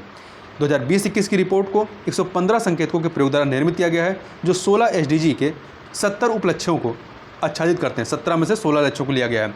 कुल 16 SDG लक्ष्यों के संदर्भ में प्रत्येक राज्य या केंद्र शासित प्रदेश के प्रदर्शन को 0 से 100 के पैमाने पर मापा गया है और इसमें जो है राज्यों और केंद्र शासित प्रदेशों को उनके SDG भारत सूचकांक स्कोर के आधार पर निम्नलिखित तरीके से वर्गीकृत किया गया है। आकांक्षी जिले मतलब 0 से 49 अंक वाले, अच्छा प्रदर्शन परफॉर्मर 50 से 64 अंक, अग्रणी फ्रंट रनर 65 से 99 और लक्ष्य प्राप्तकर्ता अचीवर 100 अंक वाले। नवीनतम रिपोर्ट में भारत का संयुक्त स्कोर जो है 66 है मतलब अग्रणी फ्रंट रनर वाली श्रेणी में, जबकि 2019 के SDG में भारत सूचकांक जो है वो 60 था मतलब परफॉर्मर की श्रेणी में। तो यहाँ देखते हैं वर्ष 2020-21 में उत्तराखंड, गुजरात, महाराष्ट्र, मिजोरम, पंजाब, हरियाणा, त्रिपुरा, दिल्ली, लक्षद्वीप, अंडमान एवं निकोबार द्वीप समूह, जम्मू कश्मीर एवं लद्दाख अग्रणी की श्रेणी में पहुँच गए हैं। इस सूचकांक में राज्यों की संयुक्त रैंकिंग में केरल, जिसका स्कोर 75 है, का पहला स्थान रहा है, जबकि हिमाचल प्रदेश एवं तमिलनाडु दोनों का संयुक्त स्कोर जो है 74 है, दूसरे स्थान पर रहे हैं। ठीक है, संयुक्त रूप से दूसरे स्थान पर रहे हैं। तो देखिए ये सब किस में है, अग्रणी फ्रंट रनर की श्रेणी के तहत आ जाते हैं। आगे चलते हैं। SDG भारत सूचकांक 2020-21 के शीर्ष जो राज्य हैं, केरल नंबर 1 पर है, दूसरे पर हिमाचल तमिलनाडु है, चौथे पे जो है आंध्र प्रदेश, गोवा, कर्नाटक, उत्तराखंड है, 4 राज्य हैं, 8वें पे सिक्किम है और 9वें पे महाराष्ट्र है। SDG भारत सूचकांक 2020-21 के अंतिम जो 5 राज्य हैं कौन से हैं, तो 28वें नंबर पे बिहार है, 27वें पे झारखंड, 26 पे असम है और आपका 22वें नंबर पे अरुणाचल प्रदेश, मेघालय, राजस्थान और उत्तर प्रदेश है। उत्तर प्रदेश 22वें नंबर पे है नीचे से। 19वें पे छत्तीसगढ़, नागालैंड और उड़ीसा हैं। SDG भारत सूचकांक 2020-21 केंद्र शासित प्रदेशों का प्रदर्शन देखें तो नंबर 1 पे चंडीगढ़ है, दूसरे पे तीन है दिल्ली, पुडुचेरी और लक्षद्वीप, 5वें पे अंडमान निकोबार द्वीप समूह, 6ठे पे जम्मू कश्मीर एवं लद्दाख हैं और 8वें पे दादरा नगर हवेली एवं दमन और दीव हैं। आगे बात करते हैं ताप विद्युत संयंत्रों में बायोमास के प्रयोग पर राष्ट्रीय मिशन के बारे में। तो मई 2021 में केंद्रीय विद्युत मंत्रालय द्वारा कोयला आधारित ताप विद्युत संयंत्रों में बायोमास के प्रयोग पर एक राष्ट्रीय मिशन स्थापित करने का निर्णय लिया गया। प्रस्तावित राष्ट्रीय मिशन की अवधि जो है न्यूनतम 5 वर्ष होगी। इंपॉर्टेंट फैक्टरों को देखें, इस मिशन के कई सारे उद्देश्य जैसे तापीय ऊर्जा संयंत्रों से अधिक ऊर्जा में कार्बन रहित ऊर्जा उत्पादन हेतु बायोस्को फायरिंग के वर्तमान 5% के स्तर में वृद्धि कर इसे उच्च स्तर तक ले जाना, बायोमास पेलेट तथा कृषि अवशेषों की आपूर्ति श्रृंखला में बाधाओं को दूर करना एवं विद्युत संयंत्रों तक इसके परिवहन को सुगम बनाना, बायोमास को फायरिंग के संबंध में नियामक मुद्दों पर विचार करना। इस मिशन के अंतर्गत विद्युत मंत्रालय के सचिव की अध्यक्षता में एक संचालन समिति स्टीयरिंग कमेटी की परिकल्पना की गई है, जिसमें नवीन और नवीकरणीय ऊर्जा मंत्रालय, पेट्रोलियम और प्राकृतिक गैस मंत्रालय आदि के प्रतिनिधियों सहित सभी हितधारक शामिल होंगे। अब पहले समझ लेते हैं बायोमास को फायरिंग को। किसी बॉयलर के भीतर प्राकृतिक गैस तथा कोयले जैसे अन्य ईंधनों के साथ बायोमास पदार्थों के सम्मिश्रण तथा दहन को बायोमास को फायरिंग कहते हैं। UNFCCC ने कोयला आधारित ऊर्जा संयंत्रों से कार्बन उत्सर्जन को कम करने के संदर्भ में बायोमास को फायरिंग को एक कार्बन रहित प्रौद्योगिकी, कार्बन न्यूट्रल टेक्नोलॉजी के रूप में मान्यता दी है। अब आगे बात करते हैं आज़ादी का अमृत महोत्सव इंडिया @75। आज़ादी का अमृत महोत्सव भारत की स्वतंत्रता की 75वीं वर्षगांठ मनाने के लिए भारत सरकार द्वारा आयोजित कार्यक्रमों की एक श्रृंखला है। यह महोत्सव जन भागीदारी की विचारधारा के साथ साथ जन उत्सव के रूप में मनाया जाएगा। यह कार्यक्रम पूरे देश में राज्य तथा केंद्र शासित प्रदेशों की सरकारों द्वारा आयोजित किया जाएगा तथा देश के बाहर भारत के दूतावासों में भी इसका आयोजन होगा। महत्वपूर्ण फैक्टरों की बात करें तो आज़ादी का अमृत महोत्सव भारत की स्वतंत्रता की 75वीं वर्षगांठ मनाने के लिए भारत सरकार द्वारा आयोजित कार्यक्रमों की एक श्रृंखला है। देखिए, इसमें भारत की स्वतंत्रता की 75वीं वर्षगांठ जो कि 15 अगस्त 2022 को है के 75 सप्ताह पूर्व 12 मार्च 2021 को प्रधानमंत्री नरेंद्र मोदी द्वारा साबरमती आश्रम जो कि गुजरात के अहमदाबाद में है से आज़ादी का अमृत महोत्सव नामक पहल को लॉन्च किया गया है। यह पहल 15 अगस्त 2023 तक जारी रहेगी। आगे चलते हैं। इसमें आज़ादी के अमृत महोत्सव इंडिया @75 पर आयोजित होने वाले कार्यक्रमों के बारे में नीतियों और योजनाओं को तैयार करने हेतु केंद्रीय गृह मंत्री की अध्यक्षता में एक राष्ट्रीय क्रियान्वयन समिति नेशनल इंप्लीमेंटेशन कमेटी का गठन किया गया है। आज़ादी का अमृत महोत्सव इंडिया @75 मनाने के सुझाव एवं नीतिगत दिशा निर्देश देने के लिए प्रधानमंत्री नरेंद्र मोदी की अध्यक्षता में 259 सदस्यों की एक समिति भी गठित की गई है। आज़ादी का अमृत महोत्सव को मनाने में केंद्रीय संस्कृति मंत्रालय सहयोगी की भूमिका में होगा। आज़ादी के अमृत महोत्सव के कई उद्देश्य हैं, जैसे इसके जरिए आज़ादी से जुड़े हुए अनेक नाम जो इतिहास के पन्नों में दबे पड़े हैं अर्थात अनसंग हीरोज को सामने लाना, 1857 से 1947 के मध्य चले स्वतंत्रता संग्राम की जानकारी देशवासियों तथा युवा पीढ़ी को देना। इस कार्यक्रम के माध्यम से विश्व के सामने 75 वर्षों की उपलब्धियों का प्रदर्शन करना तथा अगले 25 वर्षों के लिए देश के संकल्प की एक रूपरेखा तैयार करना। भारत की स्वतंत्रता की 75वीं वर्षगांठ के उत्सव के लिए निम्न 5 स्तंभ निर्धारित किए गए। कौन से 5 स्तंभ हैं? तो ये 5 स्तंभ हैं, महत्वपूर्ण याद रखिएगा। स्वतंत्रता संग्राम, 75 वर्ष पर विचार, 75 वर्ष पर उपलब्धियां, 75 वर्ष पर कार्य, 75 वर्ष पर संकल्प। तो ये 5 महत्वपूर्ण है, याद रखिएगा। फिर से देख लीजिए। स्वतंत्रता संग्राम, 75 वर्ष पर विचार, 75 वर्ष पर उपलब्धियां, 75 वर्ष पर कार्य और 75 वर्ष पर संकल्प।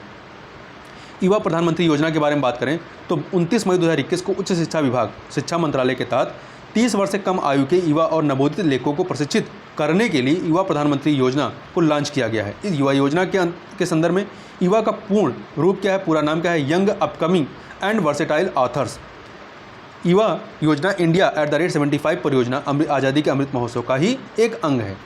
अब यहाँ पे देखिए, यहाँ पे आपको पॉइंटर फॉर्म में कुछ महत्वपूर्ण करंट अफेयर को दिया गया है, ठीक है, जो कि आपके राष्ट्रीय प्रदेश से संबंधित है। इसका मैंने अलग से वीडियो बना दिया है, आप जा करके वहाँ से इस वीडियो को देख सकते हैं जिसमें केवल पॉइंटर फॉर्म में दिया गया। तो इस वीडियो में बस इतना ही, मिलते हैं नेक्स्ट वीडियो में, तब तक के लिए बहुत बहुत धन्यवाद।